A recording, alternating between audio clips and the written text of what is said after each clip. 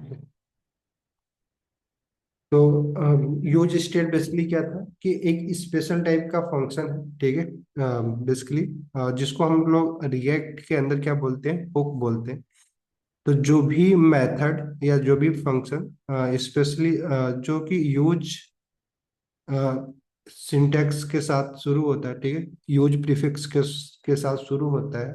जैसे कि use state, जिसके बारे में आज हम लोग पढ़ने वाले हैं, या फिर आगे जाके हम लोग पढ़ेंगे यूज इफेक्ट के बारे में, या फिर और भी बहुत सारे हुक है, यूज रैप है, या फिर नहीं, यूज कॉल बैक फंक्शन है, और इससे कुछ और भी सारे हैं। तो बेसिकली क्या है कि जिस भी फंक्शन के पहले, नेम के पहले यूज का हम यूज कर रहे हैं, बेसिकली इन सारे फंक्शन को रिएक्ट के अंदर हम क्या बोलते हैं, हुक्स बोलते हैं। तो बेसिकली रिएक्ट में अब जितने जितने ज़्यादा हुक्स के बारे में आप प्रैक्टिस करेंगे, फेमिलियर होंगे, उतना ही अच्छा प्रोजेक्ट बना पाएंगे रिएक्ट के अंदर, ठीक है। और ये सारे हुक जो होते हैं वो बेसिकली रिएक्ट इसको बिल्ट इन कंपोनेंट की तरह आपको ना प्रोवाइड करता है, ठीक है, जिसका एक स्पेशल मीनिंग होता है, जिसको रिएक्ट बेसिकली अंडरस्टैंड करता है। तो जैसा कि मैंने पिछली क्लास में बताया था कि यूज स्टेट बेसिकली हम क्या करते हैं, जब भी ये एक लोकल मेमोरी की तरह हम ना इसको यूज करेंगे, कि जब भी हम किसी पार्टिकुलर स्नैपशॉट को बेसिकली स्टोर करना चाहते हैं एज ए मेमोरी, कि ठीक है समय के साथ वो बेसिकली वो कंटेंट चेंज हो रहा है, तो उसके लिए हम लोग क्या करेंगे, यूज स्टेट का यूज करेंगे। तो जैसे कि एग्जांपल मैंने बताया था कि यूज स्टेट जब भी हमें यूज करना है, सबसे पहले किसी भी हुक को यूज करने के लिए, क्योंकि ये सारे हुक रिएक्ट के अंदर बनाए गए हैं, तो सबसे पहले हमें इसको इंपोर्ट करना होगा, ठीक है, अपने जिस भी फाइल में हमें इसको यूज करना है, ठीक है। तो इंपोर्ट करने का तरीका क्या है, जस्ट लाइक जैसे मैंने बताया था कि जब भी कोई भी चीज अगर एक्सपोर्ट की गई, अगर वो डिफॉल्ट एक्सपोर्ट की गई है, तो हमें उसको एक अलग तरीके से इंपोर्ट करते हैं। बट अगर वो नेम्ड एक्सपोर्ट किया गया है, नहीं, तो हम हमेशा जब उसको इंपोर्ट करेंगे तो करली ब्रैकेट के अंदर हम बेसिकली उसको यूज करेंगे, ठीक है। तो यहाँ पे भी ये सारे हुक को बेसिकली एक्सपोर्ट किया गया है, नेम्ड एक्सपोर्ट किया गया है। तो जब भी हमें यूज स्टेट को इंपोर्ट करना है, तो बेसिकली हम क्या करेंगे, जस्ट लाइक कुछ इस तरीके से इंपोर्ट करेंगे करली ब्रैकेट के अंदर, और फ्रॉम कहाँ से करेंगे, रिएक्ट के थ्रू, रिएक्ट से करेंगे, ठीक है। तो जब भी हमें करना है तो पहले हमें इंपोर्ट करना होगा, देन फिर जिस भी हुक को हम बेसिकली इंपोर्ट करेंगे उसको हम कॉल करेंगे। कॉल करने का क्या है कि इसको हम हमेशा अपने कंपोनेंट के अंदर टॉप लेवल पे हम क्या करेंगे, इंपोर्ट करेंगे। जैसे कि एग्जांपल के लिए, कि अगर मान लीजिए आपने एक फंक्शन कंपोनेंट बनाया, ठीक है, export default just like app function, मान लो ऐप नाम का एक फंक्शन बनाया। तो इस फंक्शन के अंदर जब भी हम क्या करते हैं, कुछ रिटर्न करते हैं, नहीं JSX, तो हम क्या करेंगे, जब भी ये हुक का यूज करेंगे, तो हम हमेशा इस कंपोनेंट के रिटर्न किए के पहले टॉप लेवल पे बेसिकली इस हुक को हम क्या करेंगे, कॉल करेंगे। तो जैसे मान लीजिए यूज स्टेट को अगर मुझे कॉल करना है, तो ऑब्वियस बात है, कॉल करने के लिए हम पैरेंथेसिस का यूज करेंगे, नहीं, क्योंकि ये फंक्शन है, और ये फंक्शन में हम आर्गुमेंट पास कर सकते हैं। तो ये जो फंक्शन है, यूज स्टेट जो फंक्शन है, ये सिर्फ एक सिंगल आर्गुमेंट लेता है, ठीक है। वो आर्गुमेंट आप कुछ भी पास करो, किसी भी टाइप का डेटा टाइप इसके अंदर एक सिंगल आर्गुमेंट के रूप में आप पास कर सकते हैं। जैसे अगर आपका मन है तो आप एक इम्पटी स्ट्रिंग भी पास कर सकते हैं, अगर आपका मन है तो आप एक स्ट्रिंग पास कर सकते हैं, एरे पास कर सकते हैं, ऑब्जेक्ट पास कर सकते हैं, इवन एक फंक्शन भी पास कर सकते हैं, ठीक है। और ये जो यूज स्टेट फंक्शन है, बेसिकली जब भी हम इसको कॉल करेंगे तो ये हमें रिटर्न में क्या करता है, एक एरे रिटर्न करता है, ठीक है। जैसे कि कोई भी फंक्शन में जब हम अपना खुद का भी फंक्शन बनाते हैं, उसमें रिटर्न कीवर्ड का यूज किए होते हैं, जब भी इस फंक्शन को कॉल करते हैं, तो बेसिकली जो भी कुछ हम रिटर्न किए होते हैं वो हमें मिल जाता है, नहीं, इसी तरीके से यूज स्टेट भी हमें क्या करता है, एक रिटर्न करता है क्या, एक एरे रिटर्न करता है। ठीक है। और ये जो एरे होता है, ये जो अरे एक स्पेशल मतलब बेसिकली ये एरे जो होता है इसमें दो एलिमेंट हमें मिलते हैं। ठीक है। बेसिकली ये एरे टू एलिमेंट का होता है। ठीक है। तो या तो हम इस तरीके से जस्ट लाइक हम इसको देख लें कि जस्ट लाइक जो भी हम इसको कॉल करेंगे उसको एक वेरिएबल में स्टोर कर लें, और उस वेरिएबल में क्या होगा, हमारा एक एरे होगा, फिर उस एरे को फिर से हम डिस्ट्रक्चर कर इसके लिए यूज करें वैल्यू को ना, जस्ट लाइक इंडेक्स वैल्यू का यूज करेंगे। अदरवाइज हम क्या कर सकते हैं कि उसको इसी लाइन के अंदर हम क्या कर ले रहे हैं, कॉन्स्ट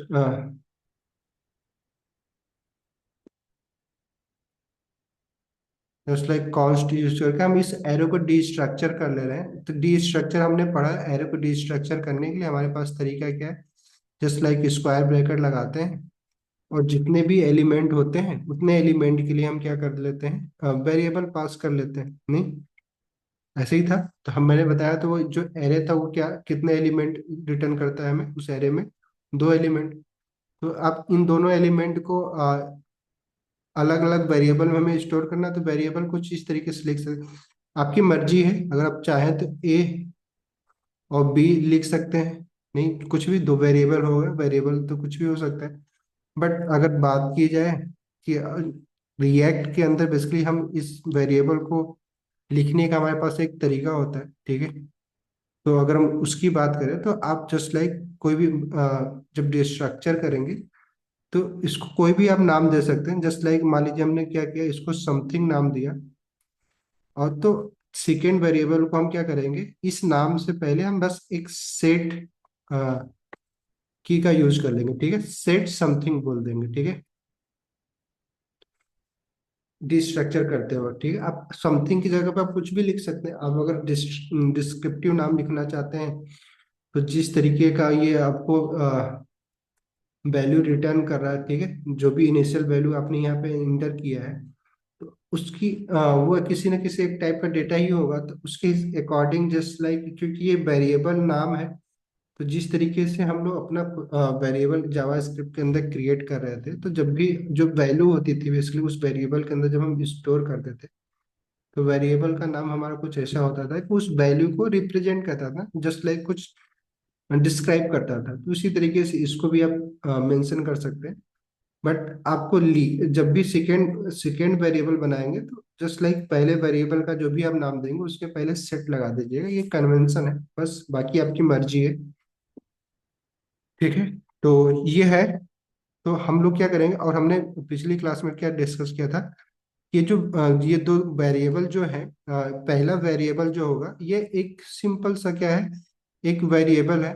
ठीक है। जिसके अंदर बेसिकली यहाँ पे हम जो कुछ भी पास करेंगे वो बेसिकली इस वेरिएबल को असाइन कर दिया जाएगा। ठीक है। जस्ट एग्जांपल यहाँ पे अगर मान लीजिए हमने प्रदीप साइन किया, तो इस वेरिएबल समथिंग इक्वल टू क्या हो जाएगा, प्रदीप हो जाएगा। और ये जो सेकेंड हमारा वेरिएबल है, इस ये एक बेसिकली एक स्पेशल टाइप का क्या होगा, फंक्शन है। ठीक है। और इसका काम क्या है कि इस वेरिएबल को अगर हमें चेंज करना है, तो इसी फंक्शन के थ्रू हम क्या करेंगे, उसको चेंज करेंगे। क्लियर। तो अभी इसका प्रैक्टिकल करते हैं, और इतनी चीजें आपको समझ में आ गई कि जब भी हमें यूज स्टेट या फिर अदर किसी भी हुक का यूज करेंगे, तो उसका एक स्पेसिफिक मीनिंग है। जैसा कि मैंने बताया, यूज स्टेट को जब हम कॉल करें तो ये दो वैल्यू तो हमें मिल रही, बट ये दो वैल्यू जो है, ठीक है, ये जो फंक्शन हमें मिल रहा है, सेटर फंक्शन बोल रहे हैं जिसको हम, तो जब भी इस फंक्शन को हम सेट कर मतलब इस वैल्यू को सेट करने के लिए इस फंक्शन को जब भी कॉल करेंगे, नहीं, तो ये फंक्शन बेसिकली एक स्पेशल टाइप का फंक्शन है जो कि रिएक्ट को बेसिकली इंफॉर्म करता है दोबारा री रेंडर करने के लिए, ताकि जो भी नई वैल्यू हम असाइन कर रहे हैं इस फंक्शन के थ्रू, वो वैल्यू हमें बेसिकली हमारे यूआई के अंदर शो हो। ठीक है। तो एग्जांपल के लिए पहले यूज स्टेट को समझ लेते हैं, फिर अपने प्रोजेक्ट जो हमने प्रोजेक्ट बनाया था उसमें फिर हम लोग प्रैक्टिस करेंगे।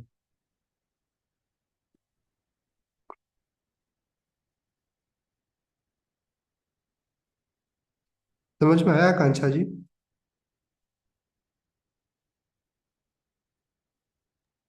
Yes sir. ठीक है। सर जो यूज जो हम लोग यूज कर रहे हैं यूज स्टेट, वो फंक्शन कॉल कर रहे हैं उसको कि क्रिएट कर रहे हैं? नहीं नहीं, जस्ट लाइक पैरेंथेसिस के साथ तो हम फंक्शन कॉल ही करते हैं ना। हाँ। यूज स्टेट फंक्शन का नाम है, और जब भी हम उसको पैरेंथेसिस लगा रहे हैं तो इसलिए हम उसको कॉल कर रहे हैं। नहीं पैरामीटर हम लोग पास नहीं कर रहे हैं अभी।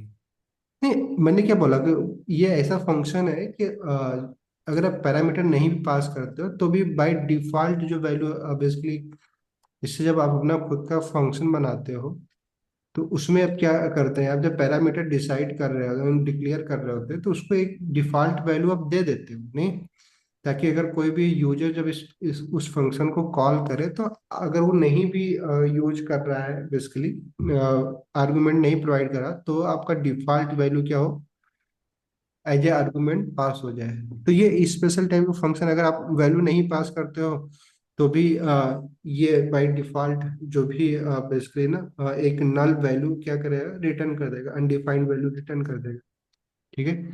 तो आप कोई भी वैल्यू पास कर सकते हो, जस्ट लाइक अगर नल वैल्यू पास कर सकते हो, अनडिफाइंड पास कर सकते हो, जो भी आपका मन करे वो आप पास कर सकते हो। मैंने कोई और प्रोजेक्ट ओपन कर दिया क्या? चलिए इसी के अंदर कर लें प्रैक्टिस। शायद यही था। नहीं, टैब कंटेंट। नहीं, दूसरा था सर ये कोई। दूसरा था ना। चलो कोई नहीं, फिर भी हमें अभी यूज, चलो अच्छा उसी में कर लेते हैं। यस। कंफ्यूज ये हो था। गया। ठीक है, जी। तो एक कंपोनेंट बनाते हैं हम लोग बेसिकली। क्या करते हैं, इसका नाम कुछ, क्या करते हैं ना हम लोग ना, एक बटन बनाते हैं, जस्ट लाइक कि जब भी हम जैसे कि एक कार्ड बनाते हैं, तो कार्ड की वैल्यू बढ़ानी हो या घटानी हो तो हम बेसिकली ना एक काउंटर फंक्शन बनाते हैं। ठीक है, काउंटर कंपोनेंट बनाते हैं काउंटर नाम का। ठीक है, TSX। तो अगर हमें एक बनाना है तो रिएक्ट फंक्शनल कंपोनेंट, तो ये काउंटर नाम का हमने एक कंपोनेंट बनाया जो कि क्या करेगा, यूज स्टेट का यूज करेगा। ठीक है। तो यूज स्टेट का अगर हमें यूज करना है तो सबसे पहले हमें क्या करना होगा, इंपोर्ट करना होगा। देखिए जैसे कि ऑलरेडी हमने रिएक्ट के अंदर से रिएक्ट नाम के एक बेसिकली, तो ये इसका मतलब समझा दीजिए फर्स्ट लाइन का, इम्पोर्ट रिएक्ट फ्रॉम रिएक्ट। इसका कोई मतलब नहीं, इसको अभी डिलीट कर दो। ठीक है, बस जस्ट लाइक रिएक्ट लाइब्रेरी के अंदर से एक रिएक्ट फंक्शन, जब हम रिएक्ट, पहले ऐसा होता था जैसे कि ना, कि पहले रिएक्ट को यूज करने के लिए पहले हमें रिएक्ट को क्या करना था, रिएक्ट नाम से हमें ना उसको इंपोर्ट करना होता था, देन फिर हम रिएक्ट डाट करके जस्ट लाइक क्रिएट एलिमेंट बनाते थे, और हम react basically react function basically react project start करते थे। तो बट अभी बाय डिफॉल्ट हमारा ब्राउजर बेसिकली जो भी लैंग्वेज है, जैसे कि नेक्स्ट जेएस, इसमें आपको इंपोर्ट करने की जरूरत नहीं होती रिएक्ट।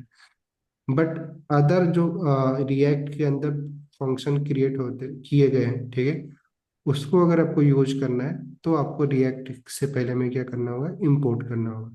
जैसे मतलब कि, कंपोनेंट बनाने के लिए नहीं करना है और नहीं, आपको फंक्शन। रिएक्ट इंपोर्ट करने की कोई जरूरत नहीं है यहाँ पे। ठीक है।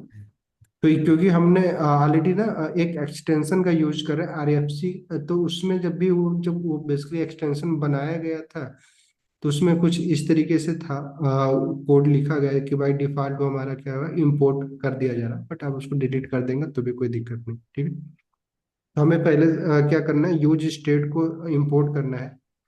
तो यूज स्टेट बेसिकली इंपोर्ट कर ले रहे हैं।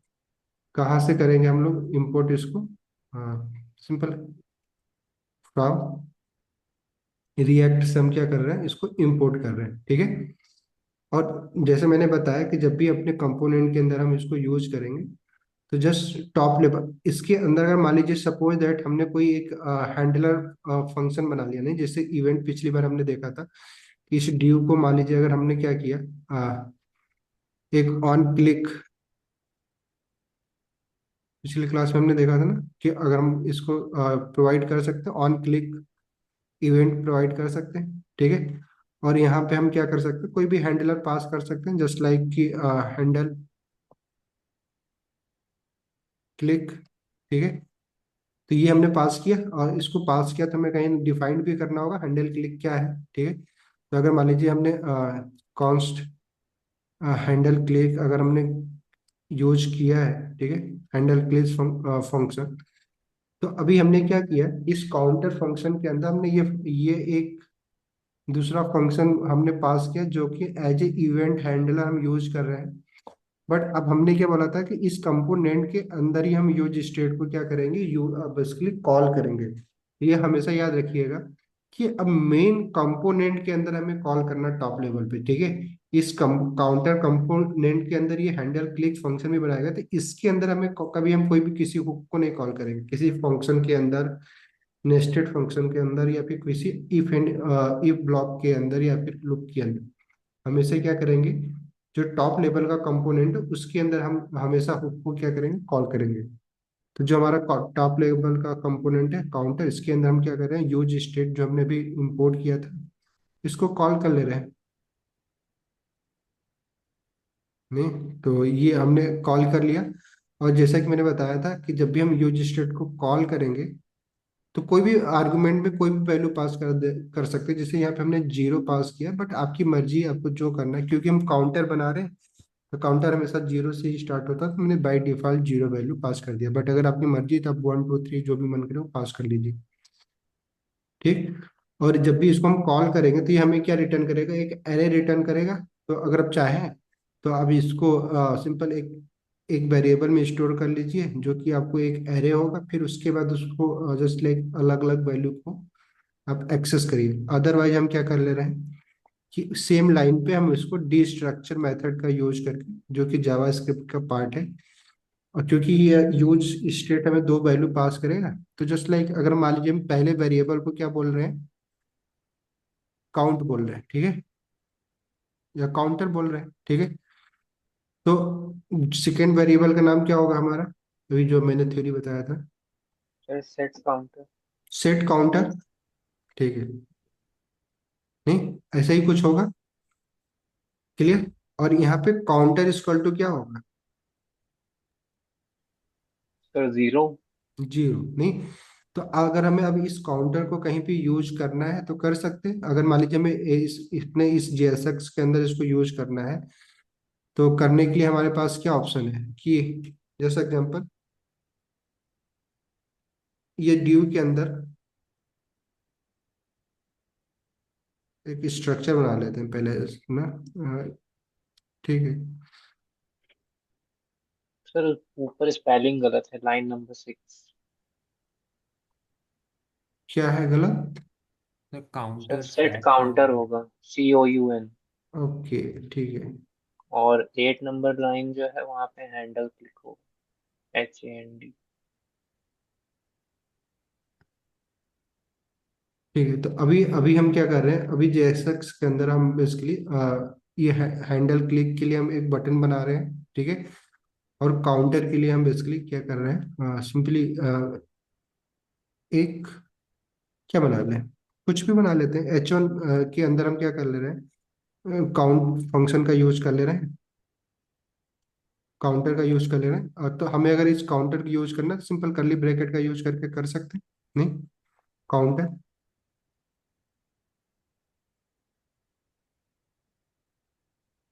नहीं है, ठीक है।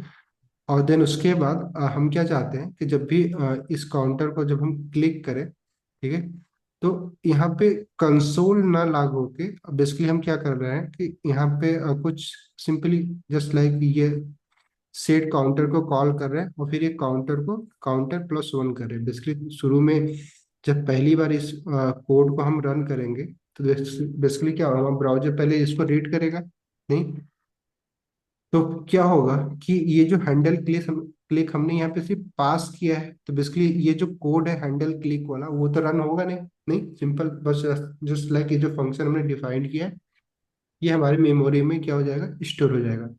बट जैसे ही हम ये इंक्रीमेंट वाले बटन पे जब क्लिक करेंगे तो क्या होगा कि ये फंक्शन रन हो, हैंडल क्लिक, और हैंडल क्लिक क्या करेगा, किसको कॉल कर लेगा, सेट काउंटर को कॉल करेगा। सेट काउंटर क्या करे, काउंटर जब कॉल होगा तो क्या कर रहा है, ये काउंटर वेरिएबल जो कि पहले 0 था उसमें क्या कर दे रहा है, 1 कर दे रहा है, ठीक है।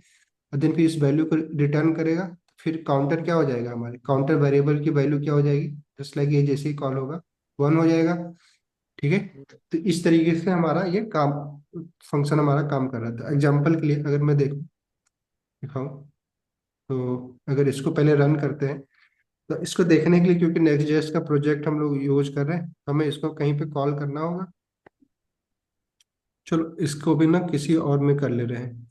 एक पेज बनाते हैं ऐप के अंदर, प्रैक्टिस नाम का एक पेज बना लेते हैं। ठीक है। React concept practice. ठीक है। देन स्लैश लगा के, क्योंकि अब इसको हमें पब्लिक करना है, तो पेज डॉट tsx का यूज करेंगे ही करेंगे।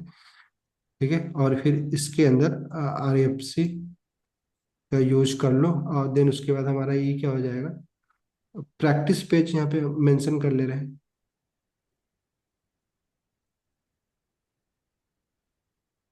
Practice page. ठीक है। और इसके अंदर हम लोग क्या करेंगे, जो भी हमने अभी कंपोनेंट बनाया था काउंटर, तो उसको इंपोर्ट करना होगा, हमें इंपोर्ट कर ले रहे हैं, इंपोर्ट। हमने क्योंकि वहां से डिफॉल्ट हमने किया था, तो यहाँ पे हम बेसिकली किस नाम से किया था, ये काउंटर नाम से हमें क्या करना होगा, इंपोर्ट करना होगा इसके अंदर काउंटर। स्मॉल ही था ना, कैपिटल था काउंटर। ठीक है। और देन फिर हम लोग यहाँ पे बेसिकली यूज कर सकते हैं काउंटर को, ऐसे ही है ना, क्यों। यस। तो ड्यू के अंदर आप चाहो तो ड्यू के अंदर टाइप कर लो, या तो हम जस्ट लाइक सिंपली एक H1 बनाते हैं। H1 को जस्ट लाइक हम यहाँ पे यूज कर रहे हैं यूजिंग काउंटर कंपोनेंट। और देन इसके बाद हम क्या कर रहे हैं, कंपोनेंट जो हमने काउंटर बनाया उसको हमने यहाँ पे जस्ट लाइक यूज कर लिया। तो अगर अभी मैं अपने प्रोजेक्ट को रन करें, तो क्या दिखेगा, सब सही। CD next npm run day.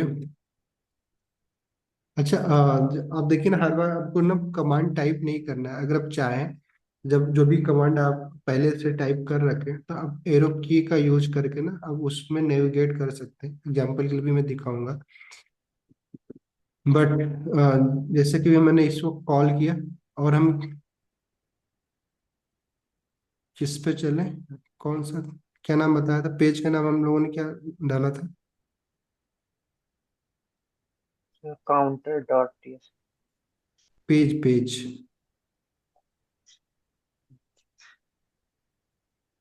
Normal page dot ये टीएस। था ना, React React concept practice,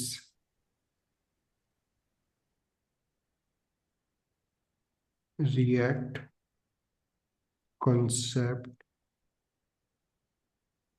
practice. ठीक है। तो अगर मैं भी कर रहा हूँ,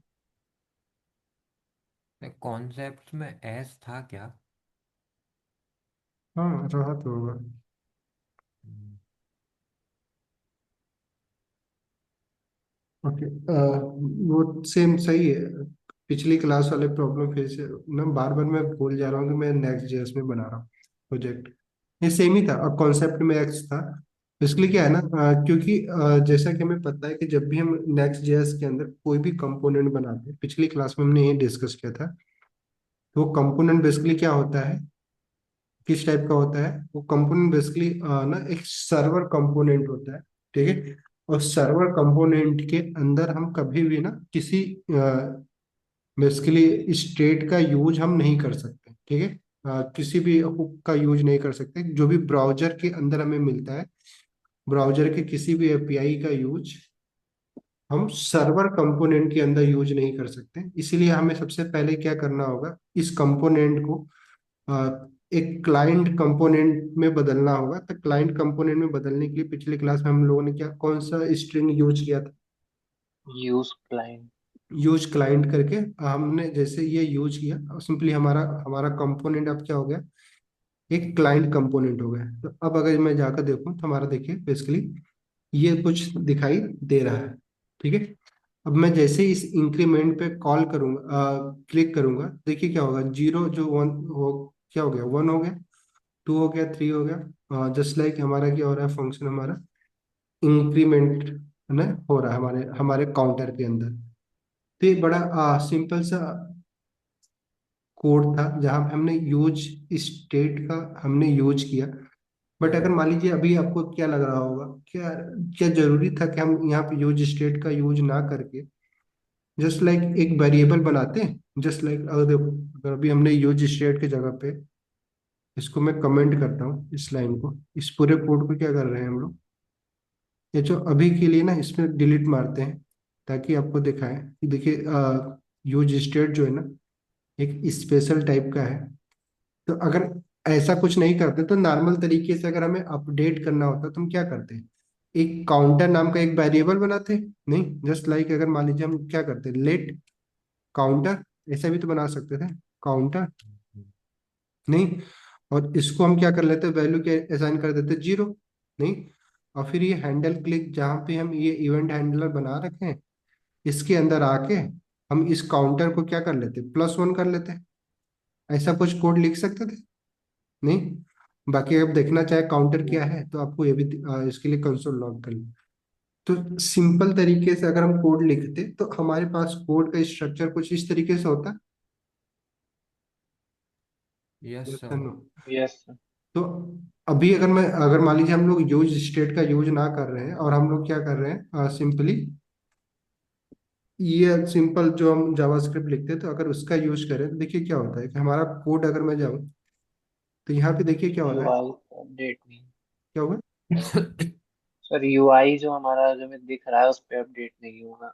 नहीं, अपडेट है, अपडेट है, कोई एरर नहीं शो होने वाला। बट क्या होगा कि अब मैं इंक्रीमेंट पे क्लिक करूंगा तो क्लिक तो हो रहा है। अगर आप कंसोल हाँ देखना हाँ चाहें तो वही कह रहा हूँ। कंसोल कंसोल देख सकते हैं। तो कंसोल में जो वैल्यू है ना, अगर आप कंसोल में जाके देखिए, देखिए 1 2 3 4 5 हर बार काउंटर क्या हो रहा है, अपडेट हो रहा है। बट जो हमारा यूआई जीरो था, इनिशियल जो यूआई में हमारा रिटर्न कर रहा था, जैसे हमारा ये जेएसएक्स क्या रिटर्न कर रहा था, H1 के अंदर एक काउंटर रिटर्न कर रहा था, जो कि पहली बार में ये क्या होगा, जीरो होगा। नहीं, क्योंकि पहली बार में तो हम बटन पे क्लिक कर नहीं रहे। जब एक बार रेंडर हो रहा फिर उसके बाद फिर हम क्लिक कर रहे हैं ना, फिर इंक्रीमेंट कर रहे हैं। बट दोबारा जब हम इंक्रीमेंट कर रहे हैं तो हमारा काउंटर तो बढ़ रहा है। नहीं, ये काउंटर जीरो से, जस्ट लाइक कंसोल लॉग पहली बार में क्या था, जीरो था। बट जब हम दूसरी बार इस पर क्लिक कर रहे हैं तो फिर क्या हो जा रहा है, काउंटर हमारा एक इंक्रीमेंट हो जा रहा है, फिर ऐसे करके इंक्रीमेंट तो हो रहा है। ये कंसोल लॉग जो मैंने किया था ये तो हमारा देखिए, यहाँ पे अगर मैं फिर से आपको दिखाऊं तो अगर मैं देखिए पहली बार क्लिक करूंगा तो हमारी यूआई नहीं चेंज हो रहा है, बट कंसोल लॉग में जस्ट लाइक फिर से रिफ्रेश कर ले रहे हैं ताकि आपको, तो जस्ट लाइक मैं जैसे ही मैं यहाँ पे क्लिक कर रहा हूँ तो देखिए क्या हो रहा है, Q1 हो जा रहा है। तो कंसोल डॉट लॉग में हमारा काउंटर तो इंक्रीमेंट हो रहा है। नहीं, टू हो जा रहा है, थ्री हो जा रहा है, फोर फाइव सिक्स, जितनी बार मैं क्लिक कर रहा हूँ उतनी बार हमारा क्या हो रहा है, काउंटर बढ़ रहा है। बट हमारा यूआई नहीं चेंज हो रहा है। क्यों नहीं हो रहा है, क्योंकि जैसे मैंने बताया था कि यूआई चेंज करने के लिए हमें फिर से इस जेएसएक्स को क्या करना होगा, री रेंडर करना होगा। री रेंडर मतलब क्या, दोबारा से फिर से रन करना होगा। बट जब हम नॉर्मल तरीके से अपने वेरिएबल को इंक्रीमेंट कर रहे हैं तो हमारा रिएक्ट बेसिकली क्या कर रहा है, हमारा काउंटर को तो रन कर रहा है बेसिकली ना, ये फंक्शन तो रन हो रहा है, बट हमारा पूरा कंपोनेंट क्या हो रहा है, री रेंडर नहीं हो रहा। इसलिए हमारा ये जो यूआई है ये चेंज नहीं हो रहा। ठीक है। तो इसीलिए हम क्या कर रहे हैं कि हमें एक नॉर्मल वेरिएबल ना डिक्लेयर करके हमें क्या करना होगा, अगर हमें रिएक्ट के अंदर अपने इस रिटर्न पूरे कंपोनेंट को फिर से री रेंडर करना है। री रेंडर मतलब बेसिकली क्या, फिर से इसको रन करना है। ठीक है, और एक नए वैल्यू के साथ, तो हमें बेसिकली यूज स्टेट का यूज करना होगा। ठीक है, तो यूज स्टेट या बाकी जो यूज इफेक्ट हुक्स ना, कुछ और भी हुक्स हैं जो कि क्या करते हैं कि हमारे कंपोनेंट को बेसिकली री रेंडर कर देते हैं जब भी हम उसको बेसिकली यूज करके उसकी वैल्यू को जो जो कि उस स्पेशल टाइप के कंपो यूज स्टेट बेसिकली जो हुक होगा उसको जब कॉल करेंगे ठीक है, और उसकी इनिशियल वैल्यू को चेंज करेंगे तो हमारा पूरा कंपोनेंट क्या हो जाएगा, री रेंडर होगा। ठीक है, तो समझ में आया? Yes sir. सर इसमें यस। जो आपने ये बताया ना क्लाइंट कंपोनेंट, ये सब समझ में नहीं आ रहा। अच्छा, ठीक है। देखिए ना, बेसिकली ना जब भी हम नेक्स्ट जेएस में प्रोजेक्ट बनाते हैं, ये रिएक्ट का फीचर है, ये नेक्स्ट जेएस का नहीं है। तो रिएक्ट बेसिकली क्या होता है, रिएक्ट में हम कंपोनेंट्स बनाते थे। ठीक है, तो पहले जो रिएक्ट ना बेसिकली बिहाइंड द सीन जो इंजन यूज करता था, वहां पे हम सिर्फ रिएक्ट का प्रोजेक्ट ना सिर्फ और सिर्फ फ्रंट एंड के लिए यूज करते थे, नहीं फ्रंट एंड बनाने के लिए, फ्रंट एंड का यूआई बनाने के लिए हम यूज करते थे। ठीक है, इसका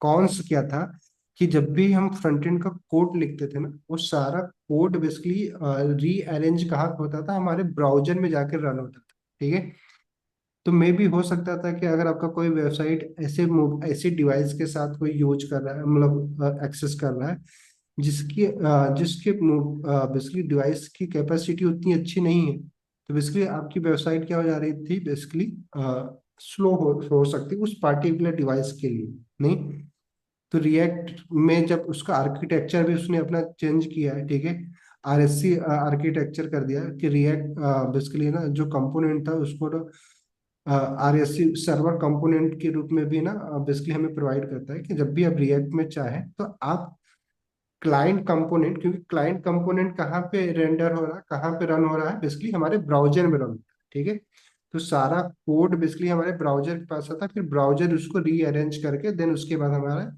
हमारे वेबसाइट में शो करता है। ठीक है, बट जब हम सर्वर कंपोनेंट का यूज करते हैं तो सारा कंपोनेंट जो बेसिकली जो उस कंपोनेंट के थ्रू जो भी हमारा एचटीएमएल क्रिएट होता है, वो कहाँ पे हो जाता है, सर्वर पे हो जाता है, क्योंकि सर्वर पे कमांड आपका है। ठीक है, नहीं सिंपल, क्योंकि सर्वर तो आप क्रिएट करते हैं, तो सर्वर आप चाहे तो जितना चाहे उतना पावरफुल बना सकते हैं। पावरफुल बेसिकली क्या, इस सर्वर की कैपेसिटी आप बढ़ा सकते हैं, नहीं अपने नीड के अनुसार। ठीक है, बट जो यूजर यूज कर रहा है वो कौन सी डिवाइस में देखेगा, वो आपके हाथ में तो है ही नहीं। नहीं कि वो कौन सी मोबाइल में देख रहा है कि लैपटॉप में देख रहा है आपकी वेबसाइट को, उस पे आपका कमांड नहीं है, बट सर्वर के ऊपर आपका कमांड है कि आप कितनी कितनी हैवी, कितनी कितनी अच्छी ऑप्टिमाइज बेसिकली मशीन का यूज करें। जस्ट लाइक अपने रैम, अपने सर्वर के रैम को आप बढ़ा सकते हैं अपने नीड के अनुसार। ठीक है, तो बेसिकली ये सर्वर कंपोनेंट कुछ ऐसा है, अभी इसके बारे में पढ़ेंगे डिटेल में जब नेक्स्ट जेएस पढ़ेंगे ना, react client component server component के बारे में पढ़ेंगे। तो सर्वर कंपोनेंट कहाँ पे रेंडर होगा, सर्वर पे रेंडर होता है। क्लाइंट कंपोनेंट क्लाइंट पे रेंडर होता है। तो जब भी हम क्लाइंट कंपोनेंट बनाते हैं तो जो ब्राउजर के अंदर फंक्शनैलिटी है, ब्राउजर के अंदर क्या है, जो इवेंट हम यूज कर रहे हैं, तो इवेंट किसके अंदर मिलता है, हमें ब्राउजर के अंदर मिलता है ना। ठीक है, पर सर्वर पे तो इवेंट नहीं मिलता है। तो जब भी हम इवेंट को यूज करेंगे, जैसे कि यहाँ पे हमने ऑन क्लिक इवेंट यूज किया, अभी ये ऑन क्लिक बेसिकली किसके अंदर हमें फीचर मिलता है, ब्राउजर के अंदर, ये ब्राउजर का इवेंट है। ठीक है, तो ये इसीलिए हमें डॉम इस के अंदर आता है ये, किसके, डॉम के। नहीं नहीं डॉम के अंदर आता है, बट ये अगर आप जाकर देखेंगे विंडो के अंदर आपको ना बेसिकली सारे इवेंट्स आपको मिलते हैं। ठीक है, तो ये ब्राउजर का एक फीचर है। ठीक है, क्लियर, तो इसीलिए हमें इसको क्या करना पड़ रहा है, क्लाइंट, मतलब इस कंपोनेंट को क्लाइंट कंपोनेंट बनाना पड़ा ताकि हम इस फीचर को यूज कर सकें। साथ ही में ये जो यूज स्टेट है, ये भी हमें बेसिकली रिएक्ट में मिल रहा है। ठीक है, तो रिएक्ट ऑलरेडी जो React basically DOM, virtual DOM का यूज करके बेसिकली ये फंक्शन को क्रिएट करता है। तो रिएक्ट भी इस फंक्शन के अंदर, क्योंकि बिहाइंड द सीन इस फंक्शन में क्या कोड लिखा है वो हमें तो नहीं पता है, बट बेसिकली क्या है कि रिएक्ट के हुक को यूज करने के लिए आपको उस कंपोनेंट को क्या बनाना होगा, क्लाइंट कंपोनेंट। ठीक है, क्योंकि इस हुक को रन करने के लिए यूज स्टेट जो हुक हमने यूज किया था इससे पहले, तो उसको रन करने के लिए हमें इसको क्या करना था, क्लाइंट कंपोनेंट बनाना था। तो याद रखिए, बस अभी सिंपल सिंपल समझिए कि जब भी ऐसे फीचर को आप यूज करने जा रहे हैं जो कि हमें ब्राउजर के थ्रू मिलता है, जो कि आप जावा स्क्रिप्ट में यूज करते थे, तो उसको यूज करने के लिए आपको अपने कंपोनेंट को क्या बनाना होगा, क्लाइंट कंपोनेंट बनाना होगा। ठीक है, बट अगर कोई स्टैटिक वेबसाइट बना रहे हो जहाँ पे आपको पता है, जैसे ब्लॉगिंग वेबसाइट बना रहे हो, आपको पता है कि हमें ना इसमें बेसिकली इस कंपोनेंट में हमें नीड नहीं है इंटरेक्टिविटी की, जस्ट लाइक, तो फिर आप क्या कर सकते हो, उसको सर्वर पे रेंडर कर सकते हो। इससे क्या होगी, आपकी वेबसाइट थोड़ा फास्ट हो जाएगी। जब नेक्स्ट जस्ट पढ़ेंगे तो इसके आर्किटेक्चर के बारे में पढ़ेंगे, ठीक है। तो बस अभी एक ओवरव्यू बस आप ये समझिए। कंपोनेंट जो बाय डिफॉल्ट हम बना रहे हैं फोल्डर्स में, तो हम्म, ये सर्वर बन रहा है कि क्लाइंट बन रहा है, क्लाइंट कंपोनेंट बन रहा है? मैंने बोला ना कि क्लाइंट के लिए आपको यूज क्लाइंट यूज करना पड़ा। बाय डिफॉल्ट क्या है, सारा कंपोनेंट क्या है, सर्वर कंपोनेंट है, ठीक है। Okay sir. क्लियर। तो जब भी कोई भी कंपोनेंट बनाते हैं ऐप के अंदर, वो सारा आपको क्या मिलेगा, सब सारा कंपोनेंट क्या होगा, सर्वर कंपोनेंट होगा। बट अगर आपको उसको क्लाइंट कंपोनेंट बनाने की नीड है तो आपको ये स्ट्रिंग की यूज करने की जरूरत होगी। चलिए, पिछली क्लास में हम लोगों ने क्लास मिस ना किया करो आप, ठीक है। हाँ जी। तो अभी हमने क्या समझा कि अगर हमें यूज करने की जरूरत है तो फिर सिंपली हमें यूज स्टेट का ही हम यूज कर सकते हैं। तभी हमारा हमारा कंपोनेंट क्या होगा, डी रेंडर होगा, ठीक है। ऐसा ही कोड हमारा हुआ। तो ये हमने अभी यूज स्टेट के बारे में हमने देख लिया। अब सेम इसी कॉन्सेप्ट का हमें यूज करना है कहाँ पे, जो हमने कल के जो प्रोजेक्ट थे हमारे, इसमें हमें क्या करना था। हम क्या चाह रहे थे। अच्छा, मैंने इसमें कोड कर दिया था।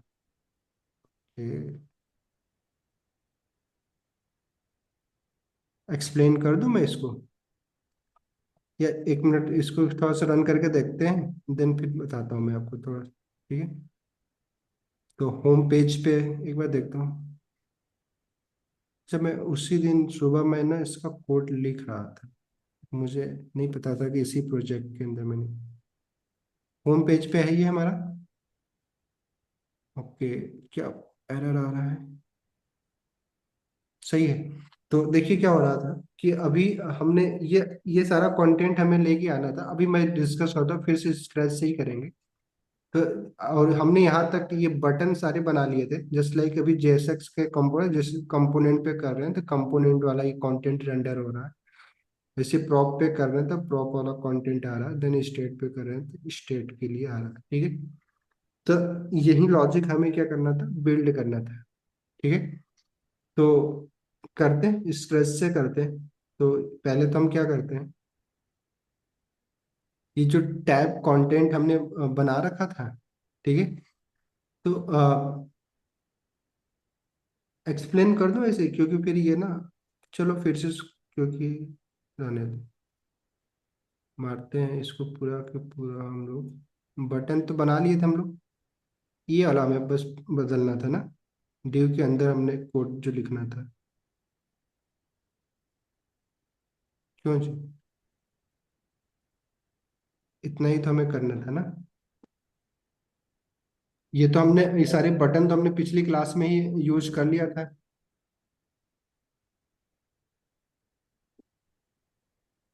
यूज स्टेट का हमने यहाँ पे भी यूज किया था फिर से। हाँ जी, बताइए।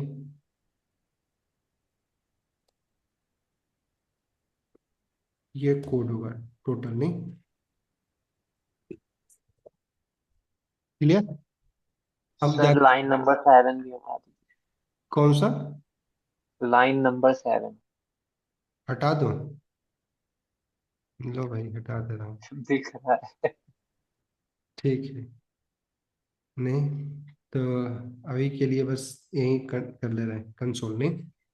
तो अभी हमारा इतना सारा कोड था जो पिछली क्लास में हम लोगों ने डिस्कस किया था, और जहाँ पे हमने ये सारे इवेंट कैसे हम पास कर सकते हैं, इवेंट को आर्गुमेंट, अगर हमें सॉरी इवेंट हैंडलर को अगर आर्गुमेंट पास करना है, तो हमने हमने ये देखा था कि हमें पहले क्या करना होगा कि हम एक एनोनिमस फंक्शन बनाएंगे, देन उसके अंदर हम क्या करेंगे, उस इवेंट हैंडलर को कॉल करेंगे विथ आर्गुमेंट हम कर सकते हैं, ठीक है। अभी आर्गुमेंट क्यों पास किए थे पिछली क्लास में हम लोगों ने ऑलरेडी सब डिस्कस कर ही लिया था। तो अगर अभी जाकर अपना कोड देखेंगे हम लोग, तो कुछ हमारा ऐसा दिख रहा है कि इवेंट तो इस पर अप्लाई है, बट उसके नीचे का सारा कंटेंट हमें अभी अब लेके आना है। तो कंटेंट के लिए सिंपल सी बात है, जैसा कि हमने बताया था कि अब हमारे पास क्या ऑप्शन था कि हम एक और ड्यू बनाया जाए, ठीक है, सॉरी,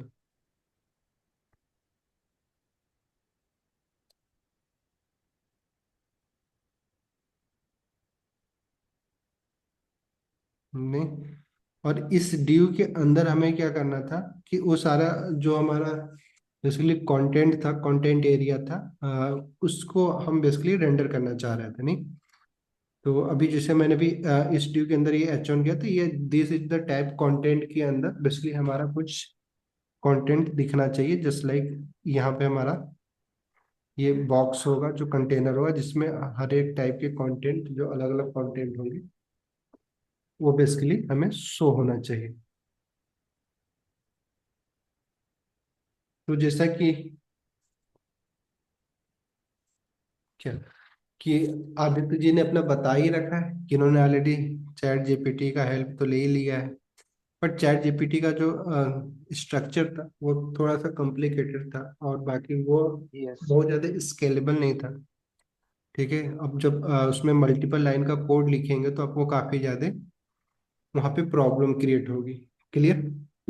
तो हम क्या करते हैं, सबसे पहले कि जो भी हमें JSX का कंटेंट है ना, उसको हम क्या करेंगे, एक स्ट्रक्चर बना लेंगे और उसको ऑलरेडी एक अलग फाइल में हम लोग रख लेंगे। तो जैसे कि हमने यहाँ पे एक टैब कंटेंट डेटा नाम का एक हमने क्या किया है, एक डेटा बना लिया है, जिसमें हम क्या किए हैं कि जितने भी हमारी बटन है, जैसे JSX button button title, then उसके उसका डिस्क्रिप्शन और देन उसका कोड एग्जाम्पल, नहीं, इसको हमने क्या किया, एक एरे के अंदर सिंपल ये टैब डेटा नाम का एक हमने एक एरे बनाया, जो कि क्या उसके अंदर जो एलिमेंट होंगे वो क्या है, एक ऑब्जेक्ट होंगे, ठीक है।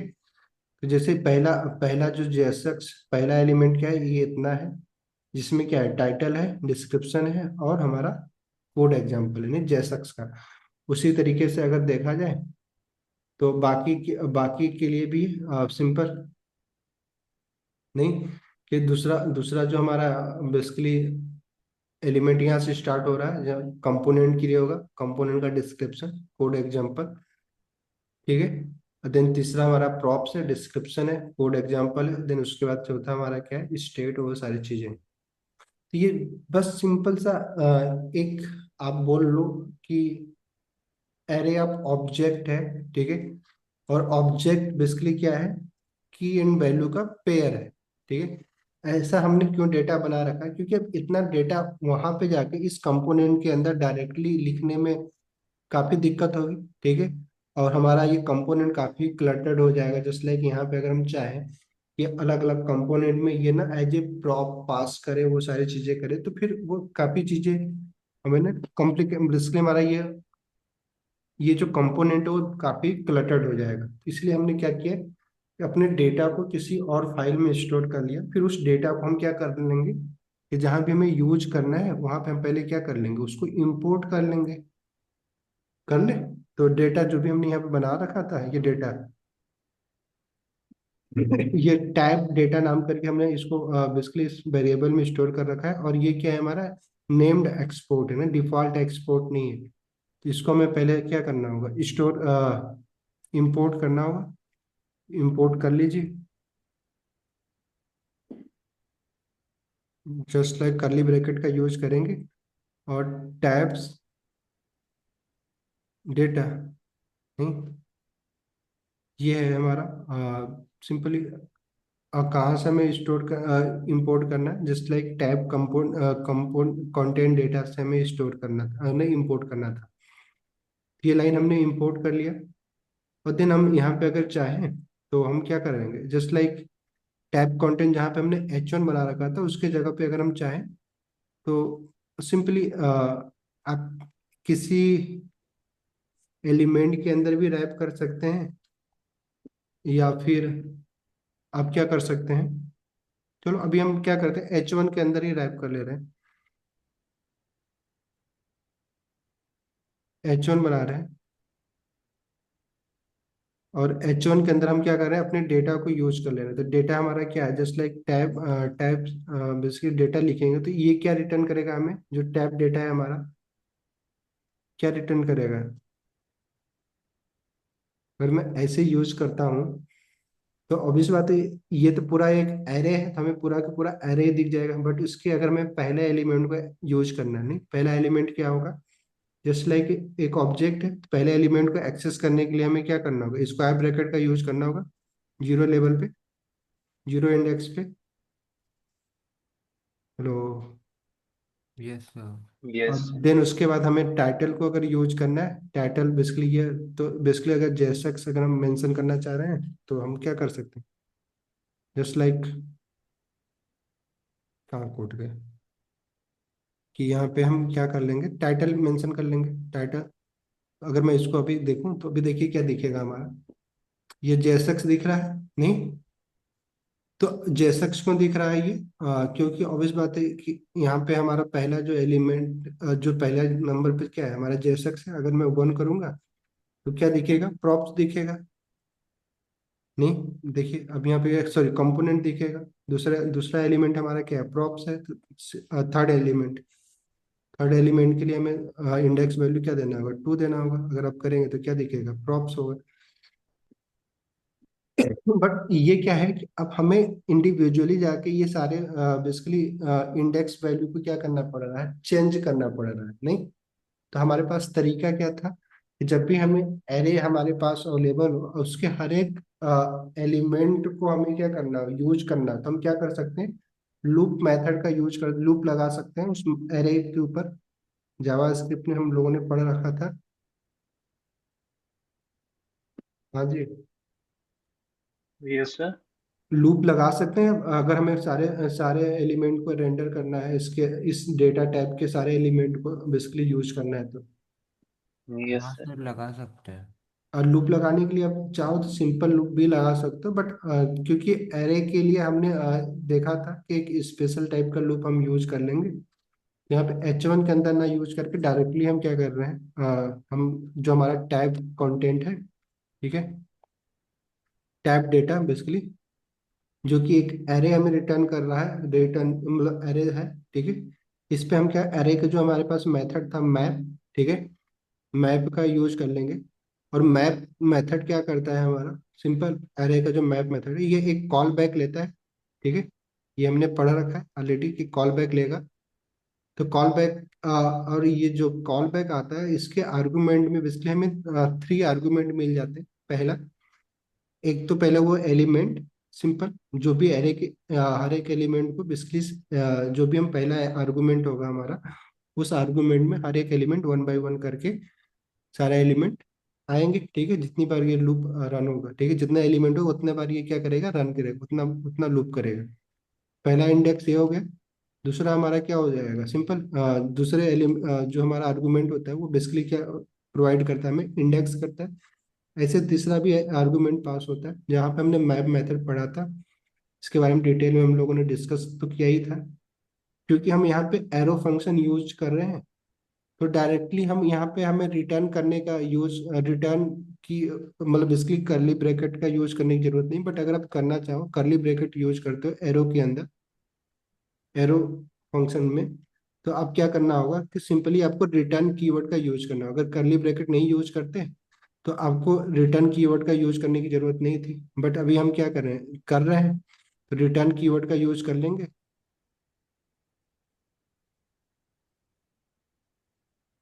ठीक है। तो ये हमने रिटर्न कीवर्ड का यूज कर लिया। बाकी सिंपल सा ये बेसिक स्ट्रक्चर है, जैसे कि अभी हम लोग उसके टाइटल को एक्सेस किया था, इसी तरीके से एलिमेंट, क्योंकि मैंने जो था मैप मेथड में क्या हो रहा, मैप मेथड में जो ये पहला आर्गुमेंट था, इसमें क्या हो रहा, टैब टैब डेटा का जो पहला एलिमेंट होगा, पहला एलिमेंट मतलब पहला जो हमारा ऑब्जेक्ट है वो आएगा पहली बार में, दूसरी बार में दूसरा ऑब्जेक्ट, तीसरा ऑब्जेक्ट, चौथा। बेसिकली फोर टाइम्स हमारा क्या करेगा, ये लूप होगा मैप मेथड के थ्रू।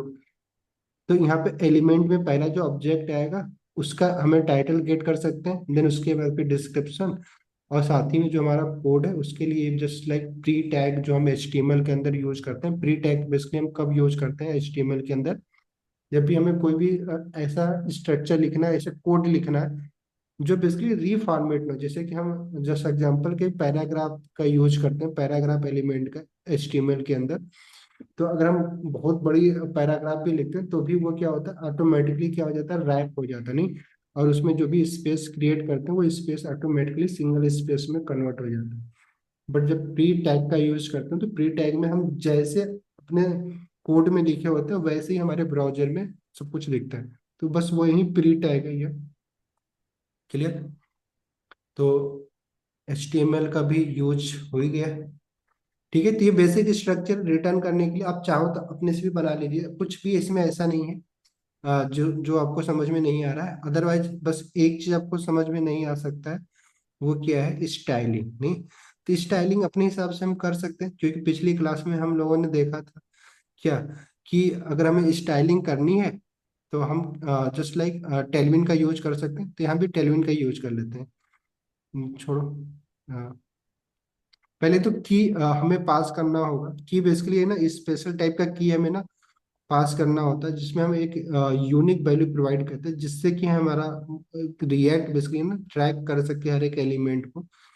की के बारे में भी पढ़ेंगे भी हम लोग। की बेसिकली ना एक स्पेशल टाइप का ना की होता है, जो कि जब भी आप मल्टीपल लिस्ट को रेंडर करना चाह रहे हैं, ठीक है, रिएक्ट के अंदर लूप करना चाह रहे हैं, तो आप हमेशा क्या करेंगे, बेसिकली एक की प्रोवाइड करेंगे जो कि क्या करेगा कि हर एक लिस्ट को ना, जो भी जैसे कि यहाँ पे हम जो कर रहे हैं, तो ये जो हमारा डिव बनेगा, हर एक एलिमेंट के लिए अलग अलग कंटेनर बन रहा है। हर कंटेनर को यूनिकली डिफाइन करने के लिए हम यहाँ पे एक की कर दे रहे हैं। और की कुछ भी पास कर सकते हो, एक नंबर पास कर सकते हो, एक इंडेक्स बेसिकली स्ट्रिंग पास कर सकते हैं। तो यहाँ पे हमने एक इंडेक्स जो कि हमें यहाँ पे मिल जा रहा था, उसी इंडेक्स को पास कर ले रहे हैं। बेसिकली पहली बार जब लूप हमारा रन होगा तो इंडेक्स इक्वल टू 0 होगा, दूसरी बार क्या होगा, 1 होगा, 3 होगा। तो हर बार क्या होगा, ये यूनिक होगा। उसी तरीके से अगर मान लो हम लोग ड्यू नहीं पास कर रहे हैं, ठीक है, और उसी तरीके से इस पी टैग को भी ना, ये जो है हमारा स्टाइल, ये सिंपल स्टाइल किया गया है यहाँ पे ट्रेडिशनल बेसिकली मेथड CSS का यूज करके। बट हम लोग क्या करने वाले हैं कि ये इस हम लोग ये फॉर्मेट में CSS ना करके बल्कि हम लोग टेलविन का यूज करने वाले हैं। ठीक है, तो हम लोग अभी क्या कर रहे हैं, सिंपली प्री टैग को बस सिंपली ऐसे मैंने मेंशन कर लिया है, और ये हमने कोड लिखा। अगर अभी जाके हम लोग अपने कोड को देखें तो देखिए क्या हो रहा है। सारा कोड अभी हमारा सब दिखाई दे रहा है, मतलब सारा पहला पहला जो JSX था पूरा हमें दिखाई दे रहा है, JSX, देन कंपोनेंट, देन हमारा सिंपल प्रॉप, और ये हमारा स्टेट दिखाई दे रहा है। फोर ही फोर ही एलिमेंट थे हमारे टैब डेटा के अंदर, वो सारा सारा का सारा क्या हो गया, रेंडर हो गया। बट हमने क्या सोचा था कि ये जो कंटेंट है ना, वो स्पेसिफिक जो भी रेंडर हो रहा है वो बेसिकली एक टाइम पे एक ही टाइप का कंटेंट हमारा क्या हो, शो हो। तो उसके लिए हम लोग क्या कर सकते हैं?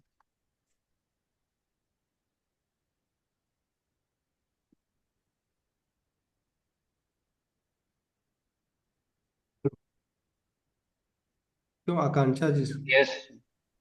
चिराग जी, समझ में आ रहा है कुछ? ये कोड जो अभी हमने यहाँ पे लिखा है, ये तो सिंपल जावा स्क्रिप्ट लिखा है, इसीलिए इतना एक्सप्लेन नहीं कर रहे हैं, क्योंकि एक ही चीज को कितनी बार एक्सप्लेन किया है। जस्ट लाइक हमारा ये एक एरे एरे था, एरे मतलब ऑब्जेक्ट का एक एरे था, ठीक है, जिसमें 4 एलिमेंट थे। उन सारे एलिमेंट पे हमें लूप लगाना था, तो हमने मैप मेथड का यूज कर लिया। मैप मेथड हमेशा क्या करता है, आर्गुमेंट के रूप में पहले आर्गुमेंट में एक कॉल बैक फंक्शन लेता है। और ये जो कॉल बैक फंक्शन होता है बेसिकली, यहाँ पे एरो फंक्शन का यूज कर रहे हैं। तो ये जो कॉल बैक फंक्शन होता है, हमें आर्गुमेंट में बाय डिफॉल्ट ये आर्गुमेंट हम डिफाइन नहीं करते हैं। जब मैप मेथड, क्योंकि बिल्ट इन मेथड है, ठीक है, जो कि हमें ब्राउजर में मिल जाता है, तो उसमें हमें ये बेसिकली 3 आर्गुमेंट हमें मिल जाते हैं। ठीक है। ये नेम आप कुछ भी लिख सकते हो, जरूरी नहीं कि हम यही इंडेक्स और यही लिखे, आपकी मर्जी, जो मन करे वो नाम लिख सकते हैं। बट जो पहला आर्गुमेंट होगा उसमें क्या होगा, वन बाय वन करके जितना भी इस एरे के अंदर एलिमेंट होंगे उतनी बार एक एक करके इस एलिमेंट नाम के इस वाले वेरिएबल में, जो कि एक लोकल वेरिएबल है, ठीक है, इसमें वन बाय वन करके वो आता जाएगा। ठीक है। तो जैसे कि ये, क्योंकि अब इस टैब टैब डेटा में बेसिकली क्या है, जो भी डेटा है वो क्या है, ऑब्जेक्ट है। तो इस एलिमेंट में पहली बार पहला ऑब्जेक्ट आएगा। ठीक है। तो ऑब्जेक्ट आएगा तो उस ऑब्जेक्ट के अंदर टाइटल था, डिस्क्रिप्शन था, कोड एग्जांपल नाम करके बेसिकली हमारा की था, की एंड वैल्यू पेयर में प्रॉपर्टीज थी। तो टाइटल को एक्सेस करने के एलिमेंट और टाइटल, डिस्क्रिप्शन को एक्सेस करने के लिए एलिमेंट और डिस्क्रिप्शन, देन उसके बाद ये सारी चीजें थी। बट हमें प्रॉब्लम क्या थी, प्रॉब्लम में ये है हमारा कि सारा के सारा जो कोड है ना पूरा हमें एक साथ दिखाई दे रहा है। बट हम क्या चाहते हैं कि अगर हम जेएसएक्स बटन पे हमारे क्लिक किए हैं तो सिर्फ जेएसएक्स वाला कंटेंट दिखे, कंपोनेंट पे जब क्लिक करें तब हमारा कंपोनेंट वाला सिर्फ कंटेंट दिखे, और देर ऐसे करके वो सारी चीजें दिखे। तो इसके लिए हमें सिंपल, सबसे पहले तो क्योंकि हमें अपने ब्राउजर को, रिएक्ट को पहले उसकी मेमोरी में फिट करना होगा कि बेसिकली जो जो बटन, जिस बटन पे क्लिक हो रहा है उस जो प्रीवियस बटन है जो कि एक्टिव बटन था, उसको पहले वो अपनी मेमोरी में स्टोर करके रखे, ताकि जैसे फिर हम उस बटन के अलावा दूसरे बटन पे क्लिक कर रहे हैं तो जो एक्टिव बटन है वो स्विच हो सके। ठीक है। तो अब हमें मेमोरी की जरूरत पड़ेगी, तो लोकल, क्योंकि इस कंपोनेंट के अंदर मेमोरी की जरूरत थी, तो जैसा कि हमने बताया जब भी हमें रिएक्ट कंपोनेंट के अंदर मेमोरी क्रिएट करने की जरूरत हो रही है, हम लोग क्या करेंगे, यूज स्टेट का यूज कर लेंगे। नहीं, तो यूज स्टेट का यूज करने के लिए जैसा कि हमारे पास पता है कि सबसे पहले तो हमें इंपोर्ट करना होगा। तो सर ये हम लोग मैप मेथड यूज कर रहे हैं, ये क्लाइंट कंपोनेंट बनाया है, इसलिए यूज कर पा रहे हैं। हाँ, सिंपल, यूज स्टेट नहीं, देखिए मैप मेथड क्या है ना, जावा स्क्रिप्ट का पार्ट है, जो कि आगे बैकएंड के लिए भी तो हम यूज कर सकते हैं, नोड के अंदर भी तो हम मैप का यूज कर सकते हैं, वो जावा स्क्रिप्ट का पार्ट है। जो ब्राउजर का पार्ट है, ब्राउजर में जो हमें बेसिकली ब्राउजर एपीआई अगर हम यूज करना चाह रहे हैं, जैसे लोकल होस्ट का यूज करना चाह रहे हैं, ठीक है, सॉरी लोकल स्टोरेज का यूज करना चाह रहे हैं, या फिर ना जो डॉम इवेंट का हम यूज कर रहे हैं, डॉम बेसिकली क्या है, ब्राउजर एपीआई है ना। ठीक है। जो कि ब्राउजर में हम उसको यूज कर सकते हैं, सर्वर पे नहीं यूज कर सकते, नोड के अंदर, नोड के अंदर अपना खुद का उसका अपनी एपीआई है। ठीक है। तो जो ब्राउजर के फंक्शनैलिटी है उसको हम क्लाइंट के अंदर यूज करेंगे। जावा स्क्रिप्ट की फंक्शन मैप क्या है, जावा स्क्रिप्ट का पार्ट है।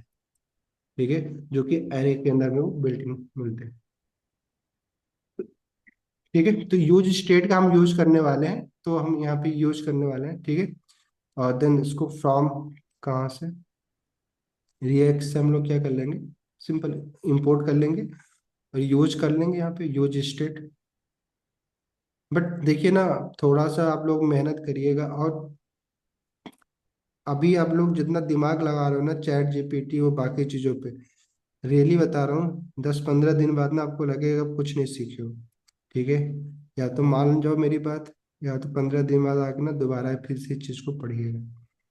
ठीक है। हाँ सर, वो चैट होता है सर, यस। डिस्ट्रैक्ट हो जाते ना, हैं। तो अगर आपको, अगर आसान लग रहा है चैट जीपीटी, तो 15 दिन 20 दिन बाद फिर आपको पता चलेगा कि कितना सर आसान वहाँ पे क्या होता है, एक फ्लो नहीं बनता है ना, वो है। कभी कुछ मेथड ठीक बता है। देगा, कभी कुछ तो बता देगा। इसीलिए बोल रहा हूँ कि थोड़ा सा धैर्य रख लो।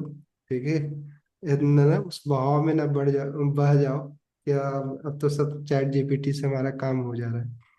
अ, ठीक है, चलो कोई नहीं। तो अभी हम यहाँ पे क्या करें, एक बेसिकली एक नंबर पास कर लेना, जेएसएक्स, जैसे मैंने बताया कुछ भी इनिशियल वैल्यू पास कर सकते हैं। तभी हम लोग जेएसएक्स इसलिए पास करें क्योंकि हम चाहते हैं कि पहला जो हमारा कंटेनर में दिखे कंटेंट, जेएसएक्स वाला जो पार्टी टाइटल का वही दिख जाए, तो इसलिए मैं जेएसएक्स पास कर ले रहा हूँ। ठीक है।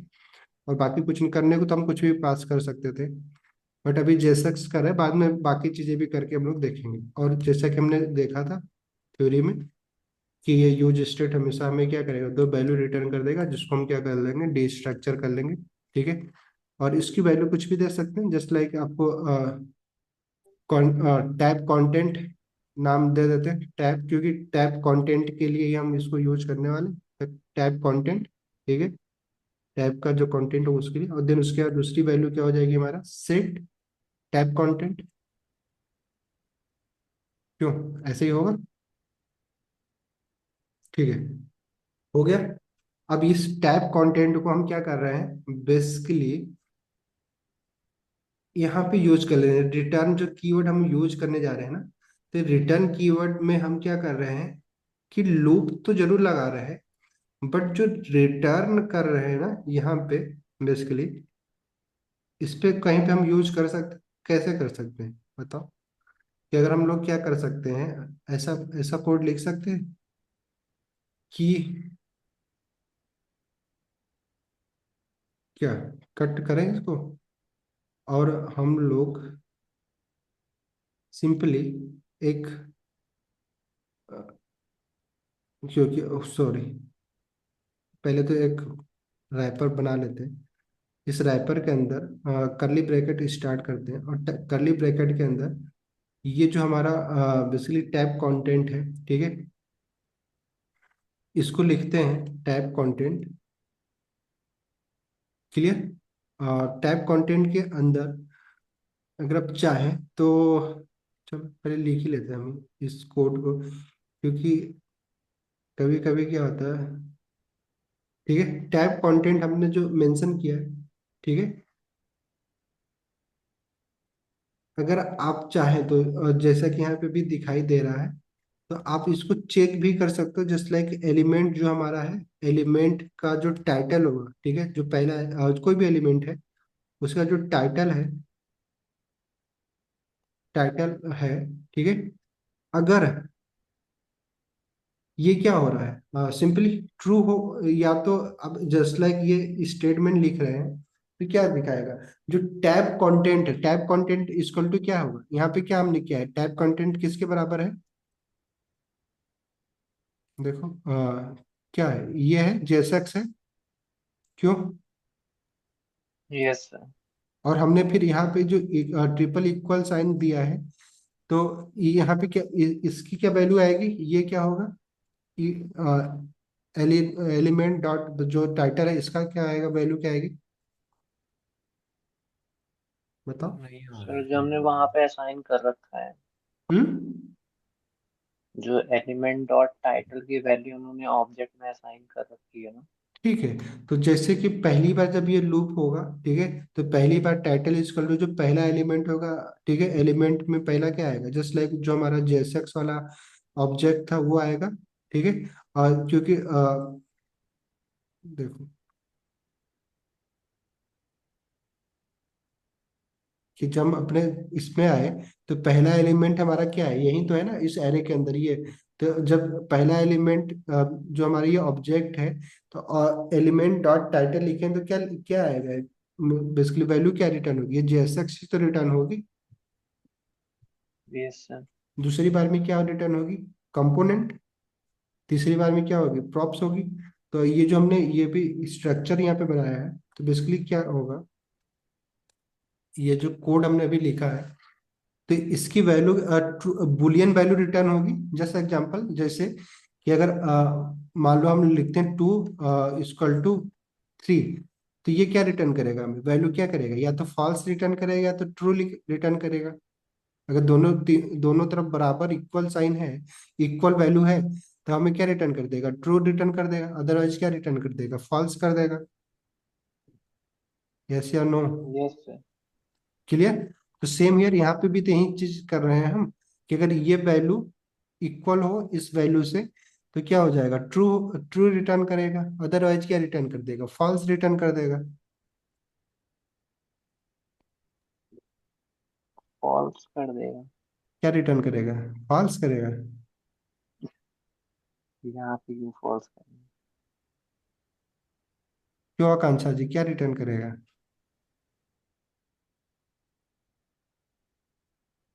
तो ट्रू करना चाहिए। ट्रू रिटर्न करना चाहिए। ठीक है, तो अब हम क्या कर सकते हैं, यहाँ पे ना टर्नरी ऑपरेटर का यूज कर ले रहे हैं। ठीक है, टर्नरी ऑपरेटर यूज करने के लिए क्वेश्चन मार्क लगाना होगा। यस क्यों? सर। और देन फिर उसके बाद हमें, क्योंकि पूरा के पूरा JSX रिटर्न करना, तो पैरेंथेसिस भी लगा सकते हैं। अदरवाइज आपकी मर्जी है। पैरेंथेसिस के अंदर हम क्या करेंगे कि जो हमने अभी वो पहले हमारा इंडेक्स जो हमने पास किया था, वो सारी चीजें अब यहाँ पे हम क्या कर ले रहे हैं, पास कर ले रहे हैं। ठीक है, तो इसमें हमारा क्या हो जाएगा, एक ड्यू है। उस ड्यू को हम लोग बेसिकली क्या कर रहे हैं, ये कुछ हमारा कोड स्ट्रक्चर होगा।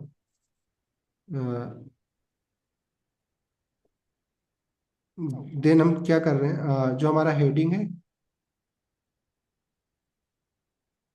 और हेडिंग के बाद पैराग्राफ आएगा हमारा, और पैराग्राफ के बाद जो हमारा पी टैग था, पी टैग के लिए हमारा जो कोड का पूरा स्ट्रक्चर था वो कोड आ जाएगा। ठीक है, और देन ये जो हमारा स्ट्रक्चर है उसके बाद देन कॉलन लगा के, अगर मान लीजिए कोई वैल्यू नहीं है, तो जस्ट लाइक कि अगर वो फॉल्स आ रहा है तो फॉल्स के समय पे हम क्या कर दे रहे हैं, सिंपल कुछ भी अगर रेंडर करना चाहो तो रेंडर कर सकते हो। अदरवाइज हम क्या पास कर दे रहे हैं, नल कर दे रहे हैं। नल करना चाहो तो नल कर लो, अदरवाइज आप क्या कर सकते हो, ये नो कंटेंट,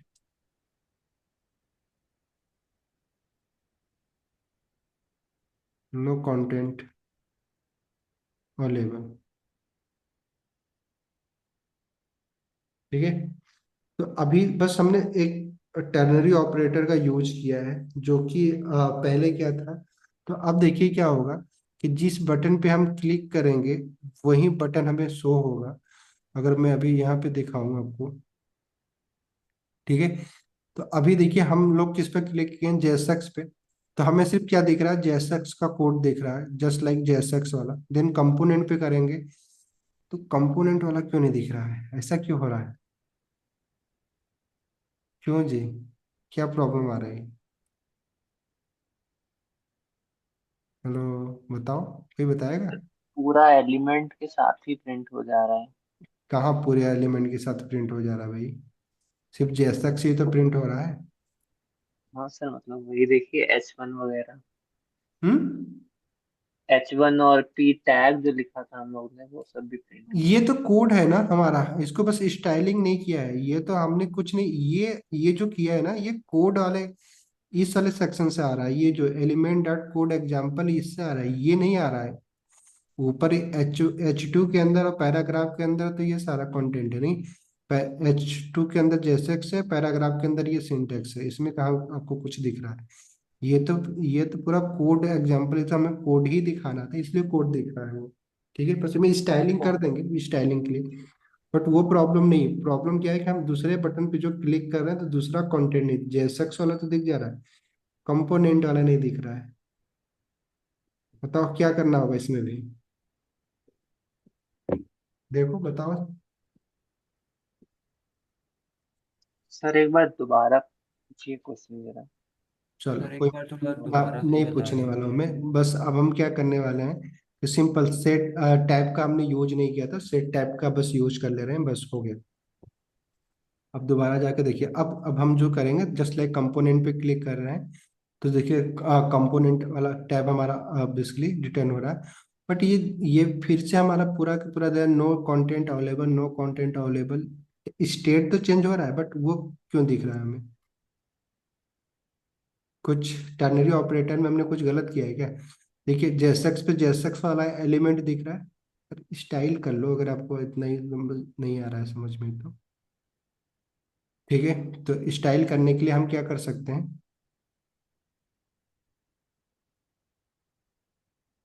ये जो हमारा ये आपको जो दिखाई दे रहा था, ये अलग जो हमें ये तभी दिखाई देना चाहिए जब ना, ऑब्वियस बात है वो कंटेंट नहीं है, तो यहाँ पे हमें क्या करना है, क्योंकि जब दूसरी बार कर रहे हैं तो जो बाकी वाला था, तो यहाँ पे हम इसको ना नल पास कर सकते हैं अगर करना चाहें।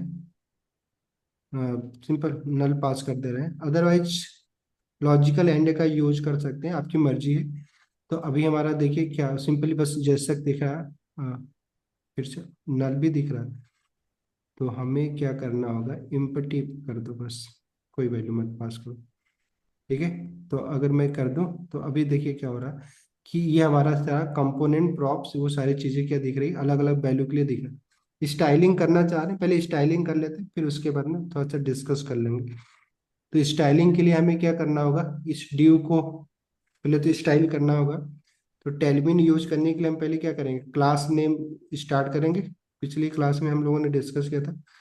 देन उसके बाद क्योंकि हमें टेलविन यूज करना है, तो हमें क्या करना है, मार्जिन पहले टॉप से कुछ गैप देना है, क्योंकि भी देखिए क्या दिख रहा है, इस कंटेंट जो हमारा दिख रहा है ऊपर का जो बटन है उसमें कोई गैप ही नहीं दिख रहा है। तो पहले एक मार्जिन टॉप दे देते हैं। मार्जिन टॉप से क्या हो जाएगा, दो एलिमेंट के बीच में गैप मिल जाएगा।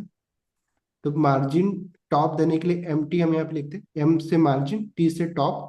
अगर बॉटम देना होता तो बी लिख देते हैं, और वैसे ही लेफ्ट राइट के लिए ना जो भी थे, मार्जिन टॉप हमें देना है तो एम टी। और कितना देना है, अब मैंने बताया था जब हम वन लिखते हैं तो बेसिकली वन इक्वल टू कितना होता है, 4 पिक्सल। तो 4 लिख रहे हैं तो बेसिकली कितना हो जाएगा, 16 पिक्सल। तो जैसे मैं ये मार्जिन टॉप 4 दे रहे हैं, तो देखिए क्या होगा कि अभी हमारा देखिए ये जेएसएक्स और इसमें कंटेंट में और भी गैप हो गए, और भी ज्यादा में गैप कुछ करना है। तो 4 की जगह पे हम क्या कर दे रहे हैं, चलो अभी अभी के लिए 10 कर रहे हैं। तो देखिए क्या हो जाएगा, अब हमारा कंटेंट काफी गैप की बात दिखाई दे रहा है नहीं। और दूसरी चीज कि बस इतने करना था उसको, या फिर बॉर्डर देना चाह रहे हैं तो बॉर्डर भी दे सकते हैं। Just like border, border property के लिए मैंने बताया था कि बॉर्डर के साथ ये कितने का बॉर्डर देना चाह रहे हैं, बॉर्डर 2 अगर देना चाह रहे हैं, बॉर्डर 1 देना चाह रहे हैं। जस्ट लाइक बॉर्डर दे दिया, देखिए भी हमारा जो कंटेनर है देखिए जस्ट लाइक ये बॉर्डर के साथ आ गया नहीं। और हम इसमें क्या करना चाह रहे हैं, पैडिंग भी दे देते हैं, चारों तरफ से पैडिंग दे देते हैं, ताकि हमारा बेसिकली जो कंटेंट है इस बॉर्डर के अंदर बेसिकली पूरी तरीके से देखिए, अब ना लेफ्ट राइट सब जगह से हमारा क्या हो रहा है, स्पेस हो गया। तो अब हम क्या है, जेएसएक्स पे जब क्लिक कर रहे हैं तो ये जेएसएक्स वाला कंटेंट दिख रहा है, कंपोनेंट पे कर रहे हैं तो कंपोनेंट वाला दिख रहा है, प्रॉप पे कर रहे हैं तो प्रॉप वाला, स्टेट पे कर रहे हैं तो स्टेट वाला नहीं। बट अभी अब इन सारे एलिमेंट को भी हम थोड़ा सा स्टाइल कर लेते हैं, जो टाइटल है उसको थोड़ा सा कलर वलर कर लेते हैं। तो यहाँ पे भी हमें क्लास नेम यूज करना होगा नहीं, जस्ट लाइक बड़ा इजी है टेलविन यूज करना। इसलिए मैं बोला था टेलविन का यूज करो, अब सीखो नहीं। अब जस्ट लाइक अब हमें क्या करना है, हाईलाइट करना है। हाईलाइट करने के लिए हमें क्या करना है, यहाँ पे हमें क्या करना है, टेक्स्ट को पहले थोड़ा सा और बिगर बनाते हैं, और 2 एक्सल करते हैं। और देन उसके बाद जो हमारा टेक्स्ट जो है उसका कलर अगर हमें कुछ मेंशन करना है, जस्ट लाइक किस कौन सा कलर कर लेते हैं, चलो ग्रीन कर लेते हैं। अभी जो हमारा टाइटल है वो ग्रीन हो, ग्रीन कितना 300 हो, ठीक है। बस सिंपली अभी मैंने ये कर दिया, तो देखिए हमारा जो भी टाइटल है देखिए जैसा बड़ा भी हो गया, वो भी हो गया। कंपोनेंट पे करें तो कंपोनेंट आ गया, प्रॉप पे करें तो प्रॉप आ गया ये। इसका डिस्क्रिप्शन वाइट ही रहने देते हैं, और ये जो कोड का ब्लॉक है इसको ब्लू कर लेते हैं नहीं। तो इसको ब्लू करने के लिए हमें क्या करना होगा, जस्ट लाइक इस कोड वाले एलिमेंट पे हमें बेसिकली अगर सारे कोड को हमें करना है तो इसको भी क्लास नेम दे देते हैं। क्लास नेम नाइम इक्वल टू, अगर इसको क्या वैल्यू देते हैं हम लोग, सारे टेक्स्ट को हम क्या कर रहे हैं, ब्लू कर दे रहे हैं, हाइपन ब्लू। इसके कलर क्या कर रहे हैं, कुछ इस तरह 300 ही कर रहे हैं। तो देखिए अभी क्या होगा कि ये जो हमारा सारा कोड क्या है कुछ इस तरीके से हमारा दिखने देगा, कि टाइटल ऐसे दिख रहा है, डिस्क्रिप्शन ये दिख रहा है, कोड जो भी है हमारा सब ब्लू दिख रहा है। एग्जाम्पल है, तो हमारा टाइप कंटेंट तो बन गया, ठीक है। जहाँ पे हम लोगों ने क्या देख लिया, टर्नरी ऑपरेटर का भी यूज करने देख लिया। टर्नरी ऑपरेटर का यूज यहाँ पे हम कर रहे हैं, टर्नरी ऑपरेटर का यूज करके। अदरवाइज जैसे कि यहाँ पे हमने हमारा सेकेंड आर्गुमेंट फॉल्स पे हम कुछ पास कर नहीं रहे हैं, तो टर्नरी ऑपरेटर के बजाय आप कौन सा ऑपरेटर यूज कर सकते हैं, जस्ट लाइक अगर आप चाहें तो टर्नरी ऑपरेटर को हटा दो, और हम क्या कर दे रहे हैं, इसके जगह पे टर्नरी ऑपरेटर के जगह पे जस्ट लाइक एंड ऑपरेटर का यूज कर ले रहे हैं, आपकी मर्जी है, ठीक है। बस सेम एंड ऑपरेटर भी वैसे यूज करने वाले हैं जैसे कि हम टर्नरी ऑपरेटर करते थे। बट इसके लिए हमें क्या करना है, एक कर्ली ब्रैकेट यहाँ मिस हो रहा था, वही तो है ना, वो तो गया, ठीक है। और देन हमारा कोड वैसे ही दिखने वाला जैसे था, ठीक है। या तो आप टर्नरी ऑपरेटर का यूज कर लीजिए, तो जब भी रिटर्न की के अंदर जैसा के अंदर हम अगर कंडीशन लिखना चाह रहे हैं, तो या तो एंड ऑपरेटर का यूज कर लेंगे, जैसा कि ये है एंड ऑपरेटर हमने देखा था जस्ट एंड ऑपरेटर कैसे काम करता है, अगर मैं इसका थोड़ा सा आपको दिखा दे रहा हूँ। तो अगर आप कोड में जाइए और इसको जस्ट लाइक एंड ऑपरेटर, अगर मान लीजिए हम कुछ ट्रू है, ठीक है, ट्रू है, और देन उसके बाद एंड ऑपरेटर का यूज कर रहे हैं। तो राइट में अगर हम कुछ भी लिख रहे हैं जस्ट लाइक प्रदीप, तो बताओ क्या रिटर्न हो, यहाँ पे हम कुछ भी जो लिख रहे हैं, तो राइट वाली वैल्यू में अगर जो लेफ्ट साइड में जो वैल्यू है अगर वो ट्रू है, ठीक है, तो ये एंड ऑपरेटर क्या रिटर्न कर देगा हमें, जो राइट साइड की जो वैल्यू वो हमें रिटर्न कर देगा। जैसे यहाँ पे हमें क्या रिटर्न कर देना है, प्रदीप। बट अगर यही यही एक्सप्रेशन में जो हमारा लेफ्ट साइड वाला वैल्यू है, बुलियन वैल्यू, अगर ये हमें क्या रिटर्न कर रहा है, फॉल्स रिटर्न कर रहा है, तो देखिए बेसिकली क्या होगा, जब भी ये फॉल्स, पहली वैल्यू फॉल्स हो जाएगी, तो बेसिकली हमारा क्या हो जाएगा, हमें हमें कोई भी वैल्यू रिटर्न नहीं मिलेगी। जस्ट लाइक पहली वाली जो वैल्यू हमें वो रिटर्न मिल जाएगी, जस्ट लाइक ये फॉल्स वाली नहीं, अगर नेगेटिव है तो, ठीक है। तो ये एंड ऑपरेटर का हम यूज कर ले रहे हैं यहाँ पे, लॉजिकल एंड का। तो ये इस कोड में भी हम लोगों ने क्या किया है, लॉजिकल एंड का, कि अगर ये वैल्यू अगर मान लीजिए फॉल्स है, ठीक है, तो फॉल्स है तो सिंपल बात है, सिंपल जो फॉल्स आएगा बस वो हमें रिटर्न करते हैं, फॉल्स कोई हमें शो होने वाला नहीं है। अगर ये ये राइट साइड वाला जो ये कंटेंट दिख रहा है तभी दिखेगा जब ये हमारा क्या हो, ये जो एक्सप्रेशन हमने लिखा है ये क्या रिटर्न करे हमें, ट्रू रिटर्न करे, नहीं। इसीलिए हमने यहाँ पे एंड ऑपरेटर लगा लो या टर्नरी ऑपरेटर लगाओ, जिसके साथ आप कंफर्टेबल हो वो वाला काम कर सकते सर हैं। वो इफ एल्स वाला काम कर रहा है ये। इफ एल्स वाला अगर आपको काम करना है तो इफ एल्स ना हम यहाँ पे नहीं, इस करली ब्रैकेट के अंदर, जैसे जब हमने बताया था कि करली ब्रैकेट लगाकर जब भी हम किसी एक्सप्रेशन को हम यूज कर रहे हैं इस करली ब्रैकेट के अंदर, तो वो एक्सप्रेशन हमें हमेशा क्या रिटर्न करे, एक वैल्यू रिटर्न करे, नहीं। क्लियर। तो हम अगर इफ एंड एल्स का यूज करना चाह रहे हैं तो इफ एंड एल्स का यूज हम ना जस्ट लाइक यहाँ पे यूज कर सकते हैं, रिटर्न की के बाहर, देन फिर हम कर सकते हैं। तो इसीलिए जब भी रिएक्ट के अंदर कर सकते हैं इफ एल्स का, अगर आप करना चाहे तो कर सकते हैं, बट लेकिन उसको ना जेएसएक्स के अंदर नहीं यूज कर सकते, क्योंकि जावास्क्रिप्ट को लिखने के लिए हमें एक कर्ली ब्रैकेट का यूज करना होगा। और जैसे कि टेम्पलेट लिटरल जब हम लोग पढ़ रहे थे तो वहां पे जब हमने बताया था कि इस करली ब्रैकेट के अंदर हम लोग सिर्फ और सिर्फ क्या यूज करेंगे, एक्सप्रेशन को यूज करेंगे। एक्सप्रेशन क्या होता है, जो कि हमें हमेशा एक वैल्यू रिटर्न करे, ठीक है। बट इफ एंड एल्स एक स्टेटमेंट है, लूप नहीं हम यूज कर सकते इस करली ब्रैकेट के अंदर, ठीक है, रिटर्न जेएसएक्स के अंदर। तो इसलिए हम यहाँ पे या तो टर्नरी ऑपरेटर हमें क्या रिटर्न करता है, हमेशा एक एक वैल्यू रिटर्न करेगा, या तो ट्रू होगा तो ये वाली वैल्यू रिटर्न करेगा, या तो पास, या जस्ट लाइक लॉजिकल एंड हमें क्या रिटर्न करेगा, एक वैल्यू रिटर्न करेगा। इसलिए हम यहाँ पे ये वाला कंडीशनल यूज कर ले रहे हैं। अदरवाइज इफ इन एल्स करना हो तो रिटर्न की के पहले हम इफ इन एल्स करेंगे, फिर वहां से रिटर्न जो हमें मिलेगा उसको हम इसके अंदर यूज कर सकते हैं, ठीक है। तो आई थिंक हम लोगों ने क्या क्या देखा, अभी इस पे एक दो दिन एक और क्लासेस, दो क्लासेस और किया जाएगा, आप परेशान ना होइएगा, बट प्रैक्टिस करो, क्योंकि अभी तक हम लोगों ने क्या क्या देखा, अगर बात करें तो हम लोगों ने अभी तक रिएक्ट के जो फीचर्स हैं, ठीक है, कॉन्सेप्ट है, तो हम लोगों ने कंपोनेंट बनाना सीख लिया, ठीक है, नहीं इसमें किसी को प्रॉब्लम नहीं है। जेएसएक्स का यूज कैसे करना है ये सीख लिया हम लोगों ने। देन हम लोगों ने प्रॉप्स के बारे में पढ़ लिया, ठीक है, प्रॉप्स क्या होता है, ठीक है, कैसे पास कर सकते हैं, और देन चिल्ड्रन प्रॉप्स का क्या रोल है उसके बारे में हम लोगों ने देख लिया। देन अभी हम लोगों ने फिर उसके बाद क्या देखा था, इवेंट, ठीक है, रिएक्ट के अंदर हम इवेंट कैसे पास कर सकते हैं, कैसे यूज कर सकते हैं वो देख लिया हम लोगों ने। देन हम लोगों ने क्या देखा कि कैसे मल्टीपल लिस्ट, सॉरी स्टेट के बारे में पढ़ा हम लोगों ने, यूज स्टेट के बारे में पढ़ लिया, ठीक है, जो कि क्या है हमारा हुक है, हुक्स। अब देन उसके बाद हम लोगों ने देखा कि कैसे हम लोग ना एक लिस्ट को रेंडर कर सकते हैं, रिएक्ट के अंदर। लिस्ट ही था, एरे क्या था, एक लिस्ट ही था, उसको कैसे रेंडर कर सकते हैं। और देन हमने क्या देखा, कंडीशनल का कैसे हम यूज कर सकते हैं, कंडीशन, जिसके अंदर हम लोगों ने क्या देखा था, एक टर्नरी ऑपरेटर का कैसे यूज कर सकते हैं, नहीं। टर्नरी ऑपरेटर ऑपरेटर और या तो एंड ऑपरेटर, लॉजिकल एंड। ठीक है, इसमें अगर किसी को डाउट हो तो ऑब्वियस बात है, पिछले जो भी क्लासेस हम लोगों ने किया है, लॉजिकल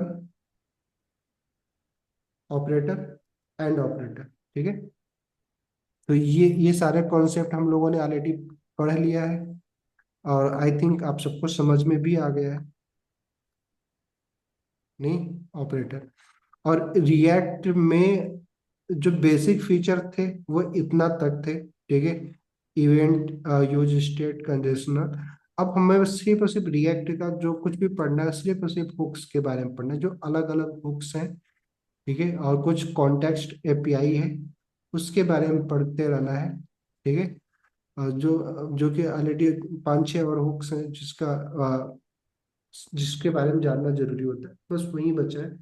इसके अलावा रिएक्ट में कोई कॉन्सेप्ट नहीं। तो अगर आप इतनी सारी चीज़ों के साथ कंफर्टेबल हैं कि कंपोनेंट्स बनाने में आपको कोई प्रॉब्लम नहीं आ रही, जेएसएक्स लिखने में आपको कोई प्रॉब्लम नहीं आ रहा, जेएसएक्स के अंदर, हाँ सॉरी, और हमने एक चीज़ और देखा, जेएसएक्स के अंदर कैसे हम लोग डायनेमिक वैल्यू पास कर सकते हैं यूजिंग बेसिकली करली ब्रैकेट, ठीक है। और इसके अंदर हम हमेशा क्या पास करेंगे, एक्सप्रेशन को पास करेंगे, ठीक है, स्टेटमेंट को नहीं। तो बड़ा ही सिंपल था, जो कि हम लोगों ने ऑलरेडी बड़ा ही आराम से ये सारी चीज़ों के बारे में डिस्कस किया। तो अगर आप ये कॉन्सेप्ट अगर आपका क्लियर हो चुका हो, तो हम लोग क्या करेंगे, जैसे अभी ये प्रोजेक्ट अभी हम लोगों ने किया, ऐसे मल्टीपल प्रोजेक्ट कर सकते हैं। तो अब आपका काम क्या है कि इन सारे कॉन्सेप्ट को जाके ना रिवाइज करने की जरूरत है। रिवाइज आप वीडियो देख के और अपने नोट्स से करेंगे तो ज़्यादा बेनिफिशियल होगा, ठीक है। आप आसान आपके लिए ना, सिंपल चैट जीपीटी, मैंने इसीलिए पहले भी यही बोल रखा था कि जो चीज़ पढ़ रहे हो ना, उसके लिए एआई का यूज ना करो, ठीक है।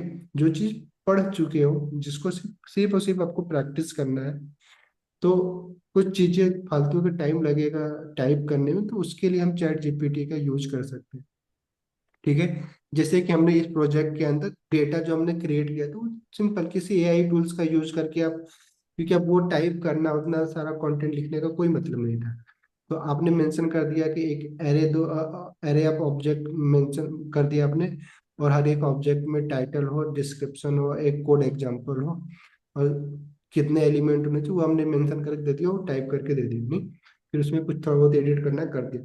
तो वो अलग, जो वो भी मेरे लेवल पे नहीं, क्योंकि मुझे पता है कि वो बेसिकली स्ट्रक्चर कैसे बनाया जाता है डेटा का। बट आप पहली बार बना रहे हो, आप वो डेटा आप जाके चैट जीपीटी से करो, तो आपको कभी कॉन्फिडेंस नहीं आने वाला है, ठीक है। आपके लिए मैंने बोला है कि आप जरूर यूज करो चैट जीपीटी का, बट किसके लिए, H T M L C S S और जावास्क्रिप्ट के कॉन्सेप्ट में अगर कोई प्रोजेक्ट बना रहे हो, और उसमें भी वो फीचर जो कि स्टैटिक है, जो आप कई बार कर चुके हो, आपको पता है कि ऐसे ही होता है, उसके लिए बस यूज करो। बट लॉजिक उससे लिखवा रहे हो, फंक्शन बनवा रहे हो, चैट जीपीटी बना के तो दे देगा, बट आप कभी ना आप जब तक प्रैक्टिस नहीं करो, कोड लिखोगे नहीं, फिर आप ना कंफर्टेबल नहीं होंगे, ठीक है। तो थोड़ा सा आसान तरीके को छोड़िए, ठीक है। आसान तरीका अगर आप यूज करेंगे तो ऑब्वियस बात है, काम तो हो जाएगा, भी काम चलाने के लिए, तो आपको किसी और को दिखाने के लिए तो नहीं कोड लिखना है, आप कितना कंफर्टेबल हैं, ठीक है। तो जब आप अपने से लिखेंगे तो बहुत सारा मिस्टेक करेंगे, जब मिस्टेक करते हैं तो फिर दोबारा जाके ना फिर उस चीज को पढ़ते हैं। बट चैट जीपीटी से लिखवा देंगे तो वो लिख के तो दे देगा, नहीं किसी न किसी में, बट आप उस तरीके से कोड लिखने वाले भी नहीं हो, ठीक है। तो वो चीजें आप कर लीजिए। उसको मॉडिफाई करना पड़ेगा ना। हाँ, क्या बोल रहे हैं? मॉडिफाई करना पड़ेगा तो कर नहीं पाएंगे फिर। हाँ सिंपल, आपने देखा था ना, आप लोगों ने प्रोजेक्ट जो बनाया था कितना मॉडिफाई कर ले रहे थे, तो ये तो ऑप्शन आपके पास हमेशा ही रहेगा, तो क्यों अभी कर रहे हो, नहीं एक बार जब आपको लगे कि अब हाँ, अब हमें अब प्रोजेक्ट करने हैं, हमें टाइम की प्रॉब्लम है, अभी तो आप सीख रहे हो ना, तो सीखो ना, क्यों शॉर्टकट ढूंढ रहे हो। जब सीख जाइएगा, जब आपको काम करने की जरूरत होगी, फिर करिएगा, ठीक है आदित्य जी।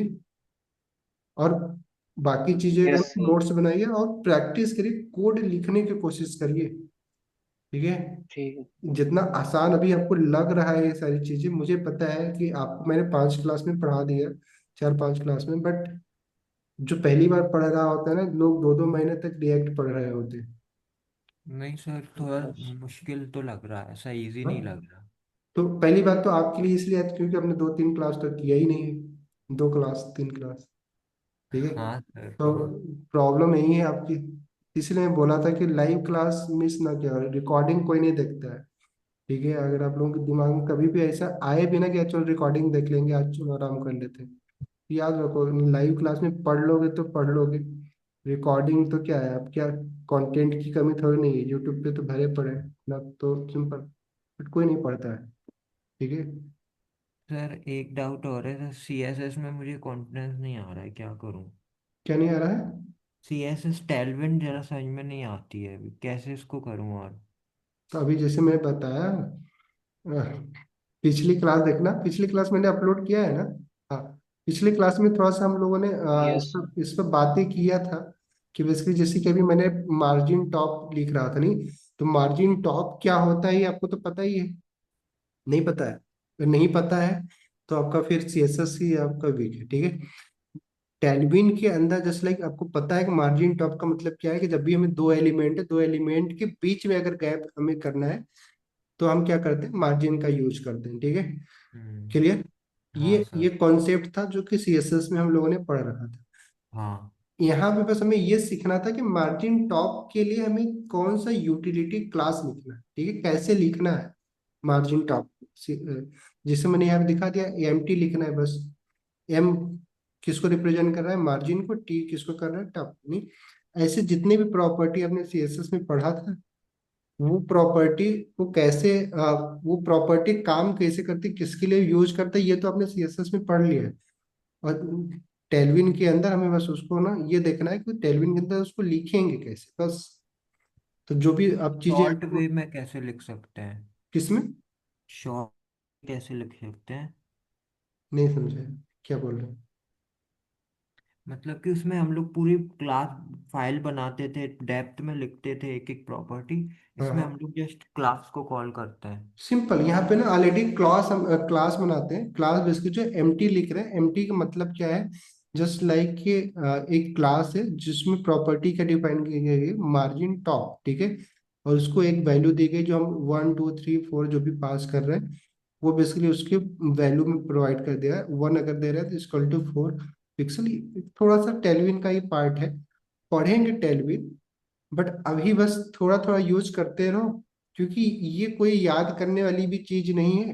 ठीक है। और इस पे बहुत ज्यादा टाइम है, 1-2 क्लासेस करेंगे अभी हम लोग, जो जो कि थोड़ा सा आपको ना, जैसे कि 1 हम यूज कर रहे हैं, 2 यूज कर रहे हैं, 4 यूज कर रहे हैं, या फिर कुछ ना जो यूटिलिटी क्लासेज हैं, जो जो मोस्टली यूज होते हैं, जब नेक्स्ट जीएस पढ़ेंगे तो वहाँ पे कर लेंगे प्रैक्टिस, या फिर चलो नहीं तो देख लेंगे, अभी जो प्रोजेक्ट बना ही रहे हैं, पहले 2-4 प्रोजेक्ट बना लेते हैं, देन उसके बाद 1-2 क्लासेस कर लेंगे, खेल लेंगे।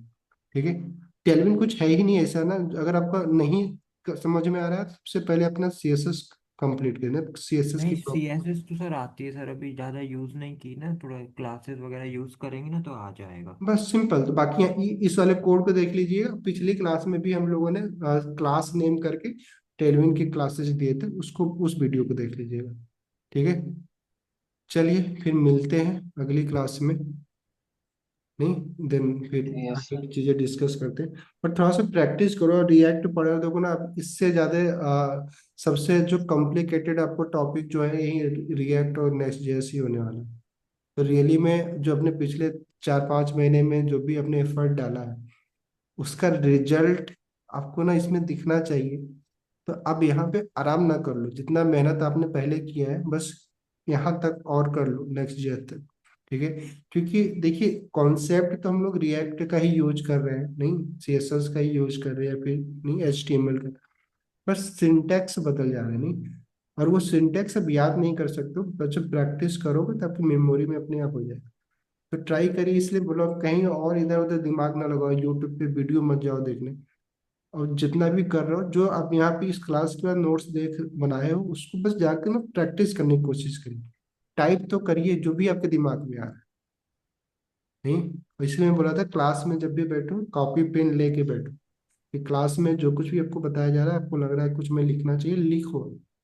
और फिर उसी चीज को जस्ट क्लास के बाद ना 10-15 मिनट का टाइम जरूर दीजिए। ऐसा नहीं कि लैपटॉप बंद किए फिर हम भागे रील चलाना। नहीं, मोस्टली ऐसे ही होता है ना कि हम जैसे ही क्लास खत्म होता है या फिर नहीं पढ़ के उठते हैं और हम किसी और टाइप का कंटेंट नहीं हाँ सर, एक्सेस करने होता लगते है, हैं। ऐसा देखिए, होता पढ़ना है। जरूरी नहीं है, पढ़ने के बाद ना उस जो भी आपने पढ़ा उसके बारे में सोचना जरूरी है। मोस्टली लोग क्या करते हैं, पढ़ाई वाला टाइम तो बढ़ा देते हैं, पर सोचने वाला जो टाइम है ना वो नहीं, उसमें कुछ काम ही नहीं करते। मतलब ब्रेन स्टॉर्मिंग वाला। सिंपल, कि आप पढ़ो 1 घंटा, देन उसके बाद 10-20 मिनट का जो गैप ले रहे हो ना, कि जो भी आपने पढ़ा उसको एक बार जस्ट लाइक इमेजिनेशन इमेजिन करने की कोशिश करिए, कि जस्ट लाइक कि हाँ जो भी पढ़ा है वो आपके दिमाग में चल भी रहा है कि नहीं चल रहा। तो 1 घंटा पढ़ने के बाद जो 20 मिनट है ना वो ज्यादा इम्पोर्टेंट। ठीक है, क्लियर। तो ये हमेशा पढ़ने का ही तरीका होता है, इसीलिए कभी भी बोला जाता है कि एक साथ बैठ के आप 4 घंटा जब पढ़ रहे हो ना, तो ऐसा नहीं होगा आप 4 घंटे का पूरा कंटेंट सिर्फ नए नए कंटेंट में देखते चले जा रहे हैं। आपको जो बताया भी जाता है कि 40 मिनट का 45 मिनट के बाद आप 10-20 मिनट का गैप लेने के लिए, तो गैप लोग ना इसको सोच लेते हैं आराम करने के लिए है, नहीं, खाली रहने के लिए किया जाता है। लेकिन हम क्या उस गैप में फिर मोबाइल देखने लगते हैं। हमें लग रहा है कि हाँ चलो बस जो पढ़ रहे हैं उससे खाली होना है। ऐसा कुछ नहीं होता है, ठीक है।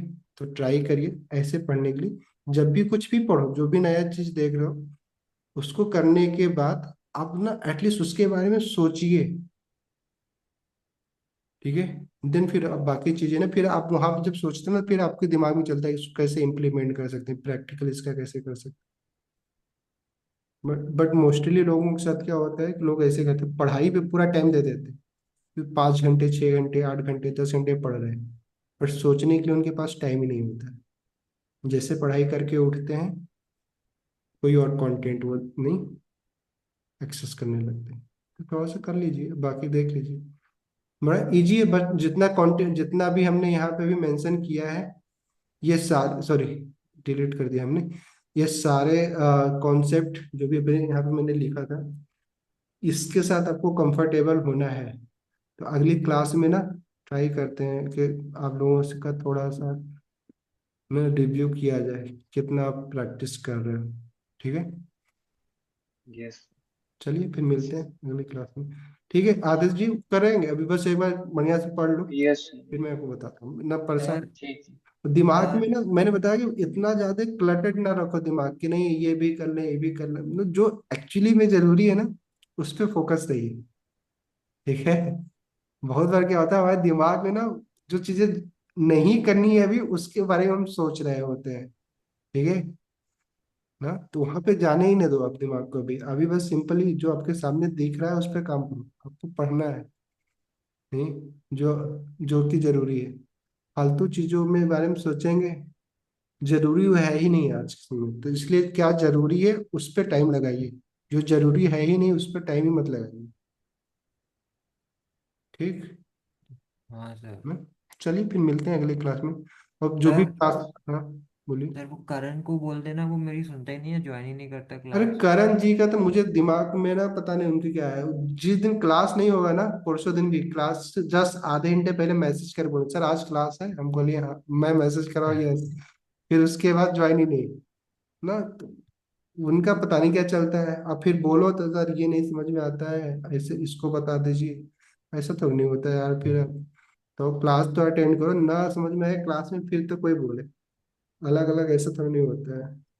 और बातों में इतना सीरियस दिखते हैं कि लगता है कि इनसे सीरियस कोई होगा ही नहीं। नहीं, वो सर ना कॉलेज की चीज़ों में बहुत इन्वॉल्व हो जाता है। हाँ हाँ कोई बात नहीं, कभी कभी मेरे को भी इन्वॉल्व कर 6 महीने और हो हाँ। लेने दो।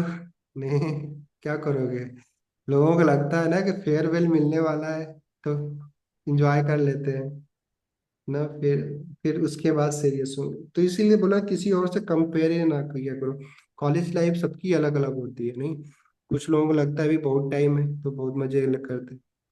किसी और से कोई कंपैरिजन मत करो, ठीक है। ऐसा नहीं कि इस बैच में या फिर कोई भी बच्चे पढ़ रहे हैं, सब एक ही जैसे ना रिजल्ट लेके बाहर निकलेंगे। ठीक है। तो और ना ही सब कोई एक जैसे समझदार होते हैं। ठीक है। और समझदारी बातों से तो कभी मत जज किया करो ना, एक्शन में सबका पता चल जाता है। ठीक है, तो करिए। बाकी ठीक है, अब मैं क्या है बोल सकता हूँ। इसीलिए तो मैं सोच रहा था फीस ही ज्यादा होना चाहिए ना। कम पैसे दे के लोग ऐसे ही आराम करते हैं। फ्री वाले क्लास में तो और भी आराम करते हैं नहीं, लोग नहीं होते सीरियस, सही बता रहा हूँ। नहीं, आप देख लीजिएगा, रिकॉर्डिंग में ऐसा नहीं कंटेंट नहीं है। मैं ऐसा नहीं बोलूंगा। इवन आप छोड़ दो, अगर आप सच में सीरियस आदमी हो तो आपको ना फ्री में इतने सारे कंटेंट पड़े हुए। बट वही है कि लोग सीरियस नहीं है। ठीक है, ऐसा नहीं है कि कंटेंट की ना प्रॉब्लम है। बस प्रॉब्लम क्या है, कंसिस्टेंसी की, डिसिप्लिन की। नहीं, बाकी ठीक है, अब जिसको जो करना है अब क्या ही करेंगे वो। नहीं, बट आप अपना देखो, अपने हिसाब से चलो। ठीक है, सिंपल से समझिए। कभी भी किसी और के हिसाब से चलने की कोशिश ना करिए, क्योंकि जो भी अच्छा होगा बुरा होगा आपके साथ होने वाला है। ठीक है, ये हमेशा याद रखिए। नहीं, चलिए फिर मिलते हैं, बाय। ओके ना, बाय।